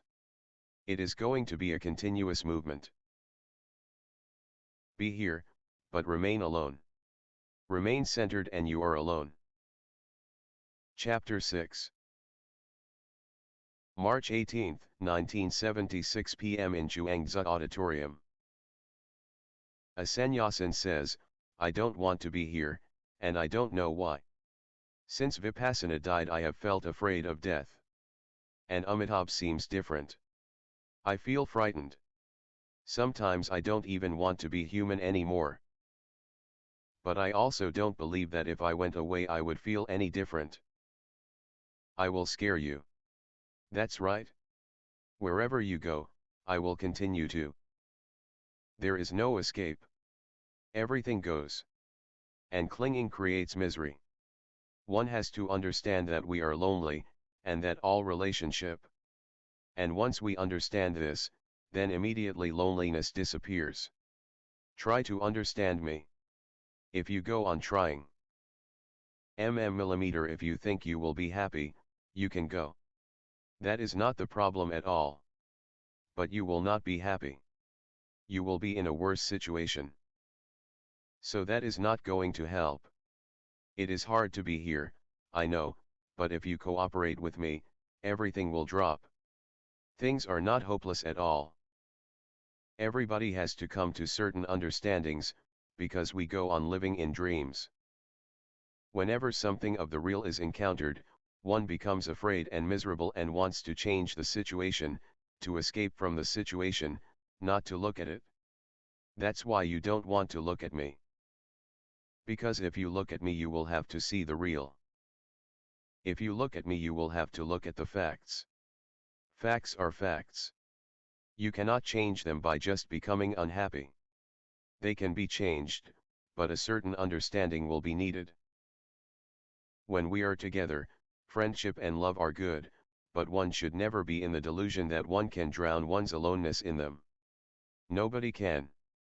It is not that it is you who cannot drown your aloneness, nobody can, because aloneness is a quality of your being. It is how existence is. Aloneness is absolutely natural, and there is nothing wrong in it, but we have wrong attitudes about it. Aloneness is your freedom. It is your space. And it is good that you have a space inside where nobody can come, an absolute privacy where you are alone. And once you know how to use it, it is tremendously beautiful. It is the shrine of your innermost core. It is the only temple there is. But we go on somehow trying to avoid it through relationships, through work, hobbies. Somehow we don't want to come to it, because from the very beginning everybody is taught and brought up in such a way that one starts feeling loneliness as death. Neither loneliness nor death are wrong. Both have tremendous beauties. But one has to enter into them and earn that beauty. And whatsoever you do, aloneness can never be destroyed. You can hide it, you can cover it up. You can forget about it in a relationship, but again and again you will come to it. Again and again it will erupt into consciousness, because all escapes are just repressions. So the better course is to accept it, to enter it courageously. To live it. And once you enter courageously, loneliness disappears, and a totally different quality, which I call aloneness, enters into your being. And aloneness is simply beautiful, because nobody is there, not even you. Just pure being is there. With no boundaries, no names, no adjectives. Not a man nor a woman. Nobody is there. It is pure space. And everybody needs to go and dip into it. That refreshes you, rejuvenates you. That is why sleep is so essential, because in sleep, deep sleep, when dreams are not there, you touch your innermost core of aloneness. In that moment of deep sleep, who is there? No lover, no friend, no relative, not even you. There is nobody. That sleep gives you vitality, and in the morning you are fresh, again young, again alive, again full of energy to overflow and share. If for a few days you don't sleep well, your whole life seems to be exhausted, from the very morning you are tired. That aloneness is the very source of health and wholeness. If you can move into it consciously, then it becomes samadhi, the same sleep. As far as I see, it is good that you have come to this point where you feel so miserable. That's the point where you can take a jump. Understanding arises only in deep pain. When we are comfortable and everything is going conveniently, and as your mind would like it to go, then there is no need to awake. Then people simply vegetate. These hard facts of life make you mature. This is just a simple understanding, it is not a theory. Everybody comes alone, lives alone, goes alone. All else is just a game. Once you understand it, I am not saying to drop relationships. I am saying that once you understand it, you relate on a different level. You relate happily. You relate without any dependence. You relate like an individual. You love then, too, but that love is very, very different. It is no more a need. You can be alone and enjoy it, but still you want to share with people. Not that you cannot be alone. If you cannot be alone and then you relate, your relationship can never be very deep and authentic, because you are exploiting the other person to fill your emptiness and loneliness. You are using the other person, the other has become a means. And he will try to make you a means, because he is also empty and afraid. And hence the conflict that goes on in lovers. Everybody is trying somehow to use the other. Whatsoever the pretensions, everybody is trying to use the other, because one feels lonely, afraid. One needs the other. Once you know how to be alone, you don't need the other. Then the relationship is light, weightless, and it has a beauty because nobody corrupts it. It is just for relationships' cake, there is no end to it, no goal. You don't cling, because there is no point, you can be alone. This is my understanding, that people who have come to understand their aloneness, have understood even to the extent that they welcome it, only they are capable of love. Because in the first place, love needs you to be. That aloneness will make you an individual, integrated. The whole point is that you are coming up against those things from which you have been hiding up to now, and that is the whole purpose of my being here. Everybody who comes to these moments will start thinking of escaping. The image starts falling. Amitabh is also passing through problems. He has problems, you have problems. Don't pretend that they are not there. Now it is better to tackle them, better to solve them. Escaping won't be of any help. And whatsoever you have come to know, you cannot unknow now. Go and live in California or anywhere. Whatsoever you have come to understand will go on haunting you. And there you will feel it more, because I will not be there. There is no need to be worried about any security. I am your security. So why be worried unnecessarily? Whenever Amitabh is in a negative mood, and whenever he wants to be alone and you feel rejected, then you become insecure. But Amitabh himself is not secure, so how can he give security to you? I can give you security. Amitabh cannot. He can pretend. How can you give security to Amitabh? You yourself are not rooted yet. So don't ask the impossible. He cannot give, you cannot give. Let him also become an individual, and then he will be able to.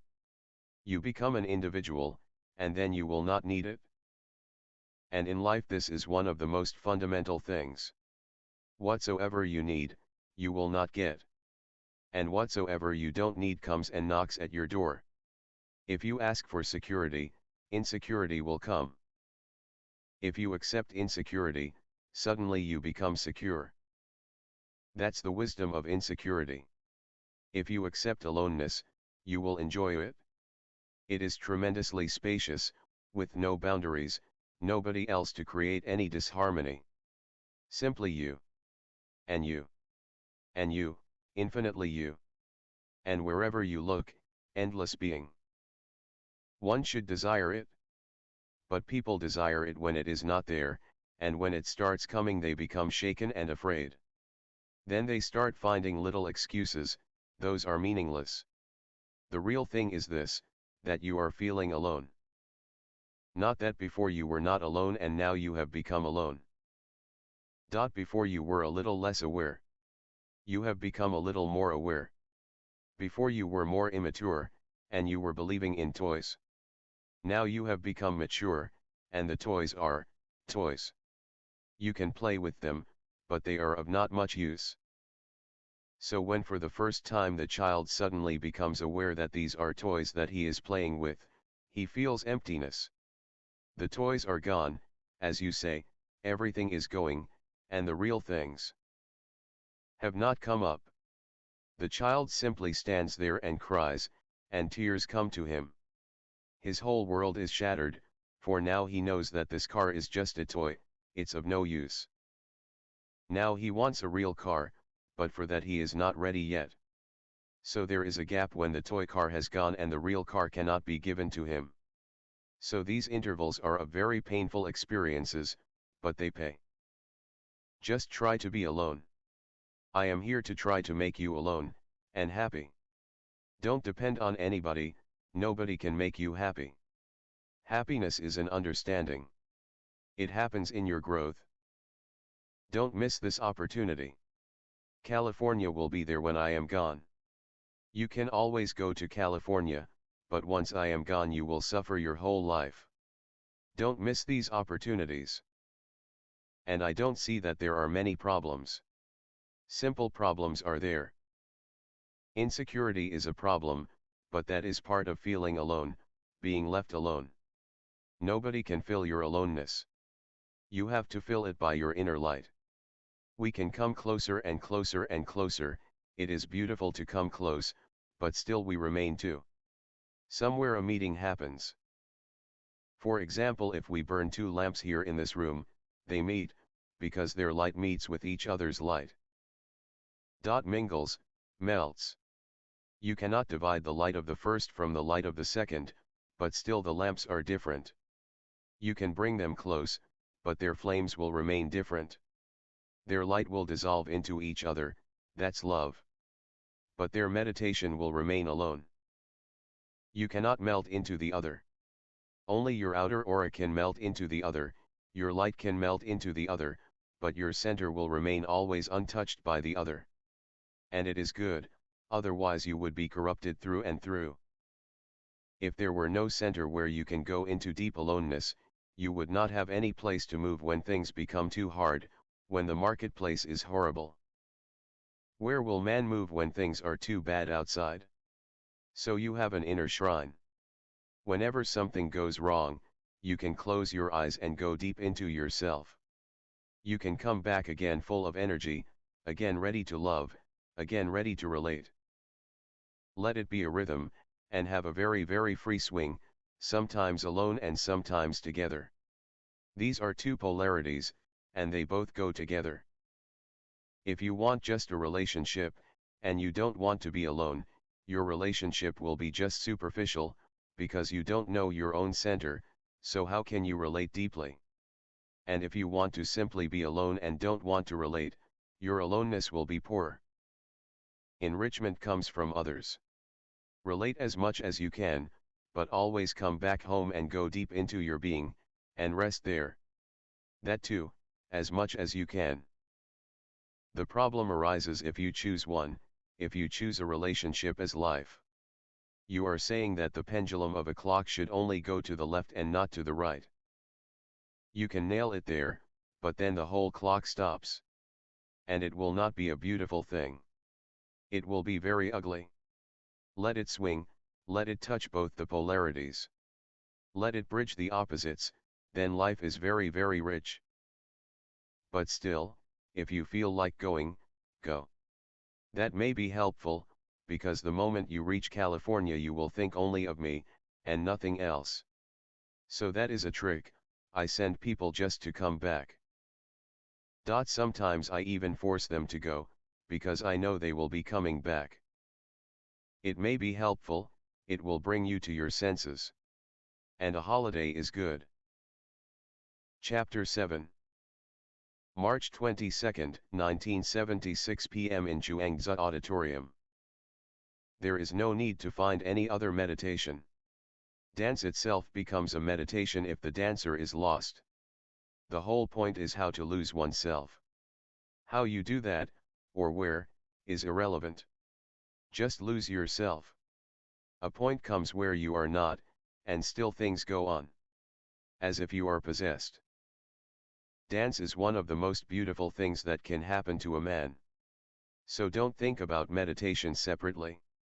Meditation is needed as something separate for people who don't have any very deep creative energy, no direction for their energy to get so deeply involved that they can be lost. But a dancer, a painter, a sculptor, need not have any other meditation. All that they need is to make their dimension so deeply penetrating that a point of transcendence comes. And there is nothing like dancing. No, I know. But once you know it, there is no need to follow any pattern. The technique has to be known and then forgotten, otherwise you become a technician and not a dancer. Know the technique, because without knowing that you will be unable to go deep in it. Know the technique, know as perfectly as possible. Become as efficient as you can. Then one day drop all technique, and let the dance happen. All that you know will be involved in it, but now it will not be a directing force. You will be using it, but it will not be using you. Only then one becomes a dancer, otherwise one remains a technician. And to be a technician is very ordinary. You can know everything about painting and can be technically perfect, but still the painting will not be a real painting, a real creation, unless you forget technique. Then things start happening on their own. Unless a painter becomes a child again, he is not a creative painter. A musician who only knows about his instruments, the ragas and the rhythm and everything, doesn't become a musician. He can become, at the most, a composer. But a moment can come when he forgets everything, and something greater than him possesses him. So for at least 1 hour every day, forget all technique. That will be your meditation. Every night, make it a point to simply dance to God. So there is no need to be technical, because He is not an examiner. You will simply dance as a small child. As a prayer. Then dance will have a totally different quality to it. You will feel for the first time that you are taking steps that you have never taken before, that you are moving in dimensions which have never been known to you. Unfamiliar and unknown ground will be traversed. By and by, as you will become more and more in tune with the unknown, all techniques will disappear. And without techniques, when dance is pure and simple, it is perfect. If you really know something, you need not remember it. You need to remember because you do not really know it, and you have to continuously remind yourself that you have to move this way and that way. Forget all knowledge and start moving like a small child, on the spur of the moment. Whatsoever happens, allow it. Don't be a doer, rather, let things happen to you. Let yourself be possessed, and by go with it as vigorously as possible. It should become a whirlpool of energy, because there is a certain intensity at which the doer disappears. If you move very slowly, the doer will not disappear. If somebody runs very fast as he can, and even faster than that, then the runner disappears. For example, if the house suddenly catches fire and you run out of it, you are not a runner. When you have run out, only then you will remember that you ran outside, the running happened. It was spontaneous, nobody was managing it, manipulating it. So by go whirling, and make it so energy full, make the energy move so fast, that you cannot keep pace with it, so that the ordinary ego which can control, drops, lags behind, forgotten. First knowledge goes, and then the ego. And the third thing is, dance as if you are deep in love with the universe, as if you are dancing with your lover. Let God be your lover. Dance as if you are not alone, as if He is constantly with you holding your hands. If the first 2 steps become possible, the third will come automatically. And then all your loneliness will disappear. There is no loneliness, but because we are not in tune with the divine, again and again loneliness comes into our lives. Osho went on to say that the person you seek love with is, like you, lonely, so when you meet it is 2 lonelinesses meeting. You are both seeking someone in whom to lose yourself. Initially things go smoothly because you only expose your good side. By and by, once things have settled and you marry, you begin to take each other for granted and to expose the darker sides of your nature. Then conflict, struggle, and divorce follows. Only a marriage which has not known love is beyond divorce. Arranged marriages will not be shattered on a divorce, because in the first place there has been no peak. It has been business-like from the very beginning. But if you have been in love, then the struggle is bound to arise, it is natural. But now, don't waste time over it, rather learn something from it. So in this third step just start feeling that you are in the hands of God, or whatsoever image you like. If you like Krishna, he is a perfect dancer, just have a picture of him. Dance together, so much so that you almost have a sexual orgasm. Your whole body almost throbs as it should with a lover, and you pass through an orgasmic stage, You may faint. Faint, don't be worried. You may fall down, fall down. There is no problem in it. Completely change. It is something you have to do, and the sooner you do, the better. Once you live with any misery for long, it becomes part of your mind and habit. Misery is not bad, but to make a habit of it is very, very bad. You cannot avoid misery, but you can avoid making a habit of it. For example, because of this accident you have been miserable for a year. You are paying too much for nothing. Now the trouble is that you may get in tune with it, you may become accustomed to it. A few days, a few months more, and you will start clinging to it because it will become a sort of companionship. Through feeling miserable you will start feeling good. You will start asking for sympathy. And never ask for sympathy, otherwise you will never get love. Sympathy is a poor substitute. But it happens naturally. When one is in misery, friends start coming, relatives will come, and they will feel sympathy, and you will start relishing it, enjoying it. And you will feel very good. When nobody feels miserable for you, you will feel that something is missing. Never settle for this. Come out of it immediately. And life always opens another door whenever one closes. Be true to love, and don't be bothered about lovers. Once you are happy again, somebody may knock at your door. Remain available. I mean that one should always be in love with love. People fall in love with persons, that's a wrong attitude. Do you understand me? If you fall in love with a person and he dies, what to do? A person betrays you, leaves you, what to do? Find another person. Why be confined to him? Who knows, there may be a better person waiting for you. Maybe it is only because of that better door which is going to open that this door has closed. But this can be known only afterwards, only retrospectively, one can see how things happen. And it is my observation, that if you look at your life retrospectively, you will see that everything that has happened, happened as it should have. But the future unknown. Never be confined because of the past.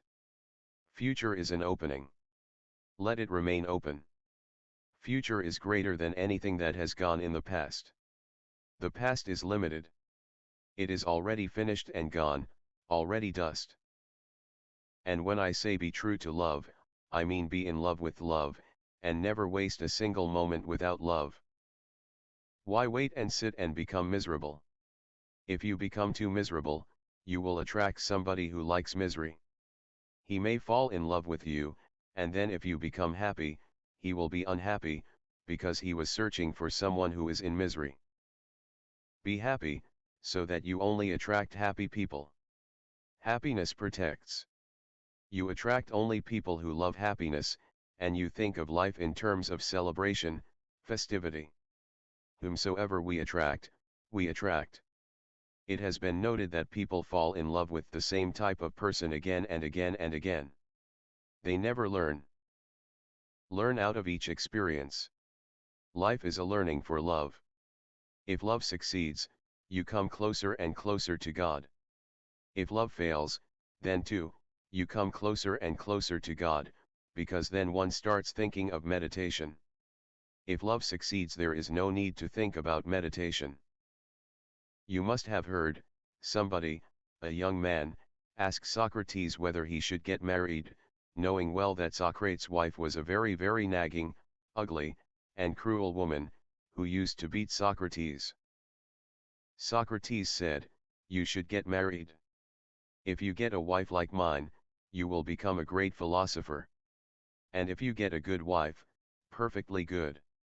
There are only two possibilities, but don't miss them. So for 1 month dance without any technique. Just go really crazy. This is going to change your complete attitude, your energy quality." Gurdjieff was working on those lines, particularly with movements. Everything is connected, just as in your body, the eyes are connected with the ears are connected with the nose, they are not really separate. There is no airtight compartmentalization in the body. It functions as a whole. One part of it becomes a specialized, localized, sensitivity of feeling. Another part is for seeing, another for taste, touch, smell, but it is the one body. So they are all connected inside you. So sound can be used in such a way that it will not only affect your ears, it will affect your whole being. Forms can be used, and movements can be used in such a way that they will not only affect your eyes, but will go deep down into your very chromosomes. Because you are a unity, whatsoever happens to you can become a unitary impact. It can be local. It can become unitary. Much can be done on it. You will need a small lab and a small group of people, 4 or 5 sannyasins, young, and with no prejudices. Then you will have to do some initial research. Much has been done in different fields, you can also collect that data, but you will have to go on your own, because nothing exists in fact as a science. Many possibilities exist in that dimension. With light a few experiments are being done, how it affects the working of your mind. Because if light goes on changing very fast, it confuses you, throws you into shock. It disorients the mind so that the mind cannot function on its normal course. And once it is unhinged, there are gaps, small gaps where you can see without the mind. The same can be done with sound and with smell. For centuries mosques and temples and churches have been using incense. A particular smell affects you very deeply, goes deep down. Later on you can have a lab and work here. That would be great. About meditation. I find I like to do it sometimes, and sometimes I like to sit in the garden, or stare at the stars. Just be. I just like the energies to flow wherever they want. I think you should continue meditating for 6 months, and if you feel like being spontaneous and sitting, some other time. But for 6 months have a particular time that is for meditation. The mind is very cunning. Whenever you want to meditate it will say, why? Be spontaneous. Look at the stars. And for 23 hours there were no stars, no spontaneity. So don't be deceived. Give 1 hour to meditation for 6 months, and then you will become more capable of knowing how the mind seduces you onto wrong ways. It happens that whenever you want to meditate, the mind suggests 1,001 things, beautiful things, but tell the mind that 23 hours are for you, then you can come and make suggestions. Everything is going well. There is some mechanism of which I am aware. For these 6 months that you are away, I would like to give you a small method. Negativity is very, very natural. It should not be so, but it is, because every child passes through many negative moments. First, in the mother's womb, the child remains in deep negativity. He has to depend continuously on the mother, on her moods. He has no way of showing his own will. If the mother is ill, he is ill. If the mother is sad, he is sad. If the mother is feeling nauseous, he is feeling nauseous. So he has to follow like a shadow. That gives him one of the most basic negative feelings about life, that he is impotent, that he has no energy, no power. Then he comes out of the womb. The passage from the womb to the world is very difficult. He passes through something almost like death, a great struggle, trauma. It is as if he is being uprooted. He is uprooted. He has lived in the womb, is accustomed to it, and now he is uprooted, completely out of it. He is just like a small plant being taken out of the ground. He feels shaken. Then comes the hazardous life. Now he has to live on his own. And every moment he learns more and more of negativity. He is feeling hungry, he has to cry and weep. Continuously there is the feeling of being dependent, a slave. And this goes on and on and on. Then as he is brought up, everybody is telling him what to do, what not to do, as if he is nobody. He is a small, tiny weakling in the world of giants, and everybody is trying to manipulate him. Deep inside he goes on saying no, no, no. On the outside he has to say yes, yes, yes. He becomes a hypocrite. So try this method each night for 60 minutes. For 40 minutes, just become negative as you can. Close the doors, put pillows around the room. Unhook the phone, and tell everybody that you are not to be disturbed for 1 hour. Put a notice on the door saying that for 1 hour you should be left totally alone. Make things as dim as possible. Put on some gloomy music, and feel dead. Sit there and feel negative. Repeat no as a mantra. Imagine scenes of the past, when you were very dull and dead, and you wanted to commit suicide, and there was no zest to life, and exaggerate them. Create the whole situation around you. Your mind will distract you. It will say, "What are you doing? The night is so beautiful, and the moon is full." Don't listen to the mind. Tell it that it can come later on, but that this time you are devoting completely to negativity. Be religiously negative, Cry, weep, shout, scream, swear, whatsoever you feel like, but remember one thing, don't become happy. Don't allow any happiness. If you catch yourself, immediately give yourself a slap. Bring yourself back to negativity, and start beating the pillows, fighting with them, jumping. Be nasty. And you will find it very difficult to be negative for these 40 minutes. This is one of the basic laws of the mind, that whatsoever you do consciously, you cannot do. But do it, and when you do it consciously, you will feel a separation. You are doing it but still you are a witness, you are not lost in it. A distance arises, and that distance is tremendously beautiful. But I am not saying to create that distance. That is a byproduct, you need not worry about it. After 40 minutes suddenly jump out of the negativity. Throw the pillows away, put on the lights, put on some beautiful music, and have a dance for 20 minutes. Just say yes. Yes. Yes, let it be your mantra. And then take a good shower. It will uproot all the negativity, and it will give you a new glimpse of saying yes. And to come to saying yes is what religion is all about. We have been trained to say no, that's how the whole society has become ugly. So this will cleanse you completely. You have energy, but all around the energy you have negative rocks, and they don't allow it out. Once these rocks are removed you will have a beautiful flow. It is just there, ready to come out, but first you have to go into negativity. Without going deep into the no, nobody can attain to a peak of yes. You have to become a no-sayer, then yes-saying comes out of that. Some time ago in a lecture Osho was asked why it was that the closer one got to him, the further away he seemed to recede.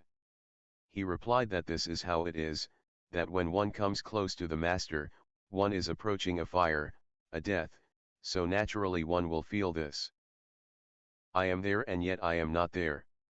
If you are far away from me, I am there. If you come close, I am not there. Deep within me you will not find anybody there, just a nobodiness, a nothingness, a deep emptiness. Chapter 8 March 23, 1976 p.m. in Chuangzi Auditorium. There is no need to plan for the future. But if you have just a nucleus in the mind, that you have to do a certain thing, leave it there. Just put the thought there and it creates its own energy. It crystallizes. It becomes a seed. It evolves and creates and brings about situations in which it can sprout. Thoughts become things, once you leave them alone. And that's a great art. If you put a seed in the earth and you go every day in the morning and take it out and see whether it is sprouting or not, it will never sprout. Leave it. You have given it the right soil, now forget all about it. In its own time, its own season, it will come. One day you will be surprised, you had completely forgotten it, but it was working underneath, underground. It worked hard, and now it is there. And it is the same with thoughts. Each thought is a potential possibility. Just drop it inside your consciousness and forget about it. In the right time, the right season, suddenly it will surprise you. It has been collecting energy, momentum, choosing, directing, and suddenly one day you see it is there. It has become a realized fact. So when I ask when you will be coming, I don't mean plan for it. I simply mean let there be a simple thought about it. Because if you don't have any thought, your mind becomes vagrant. You become accidental. Then anything goes, and anything takes you away from your situation. One thing leads to another thing leads to another, and there is no sequence. Life becomes haphazard, as if a book has lost its cover and the papers have got mixed. Then you can go on reading, but it makes no sense, no meaning comes out of it. In the West this is happening too much. In the name of spontaneity, the accidental is being praised. That's not right. Planning is wrong, and being accidental is as wrong as planning. Just between the two somewhere, there is a balance, no planning, but no drifting also. And to catch that point is to catch a great key. Otherwise, millions of things are happening all around.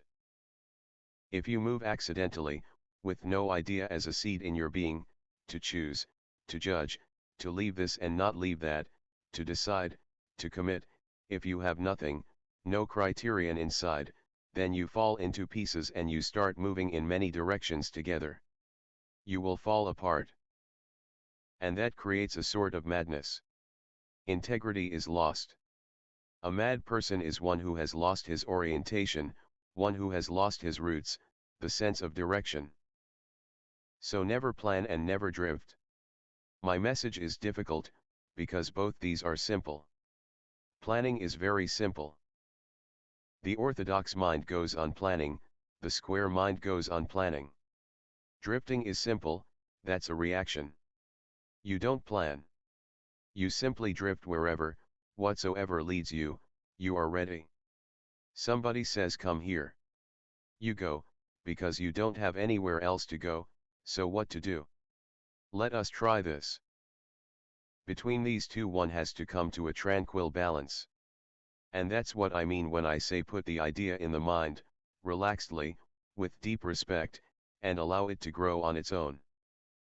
A sannyasin who is returning to Italy to run a macrobiotic restaurant, said, through an interpreter, that he had found it difficult to meditate while he was here, and felt that perhaps that was because he had been unable to maintain his usual macrobiotic diet. Osho replied that this could be the reason, because once you have become accustomed to a certain diet, any other food could become a disturbance. He added that he was thinking to have soon a small restaurant here in the ashram for people who prefer macrobiotic foods. It is your own third eye, so you cannot recognize it. It always comes that way because you cannot see it directly. It can be helpful.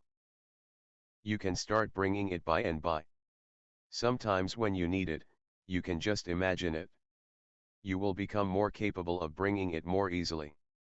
Then it will become more and more real, it will actually become alive. You will have to give more imagination to it. It has been good. Very good. Go. Have I given you a box? You need it now. So don't expect. You must be expecting.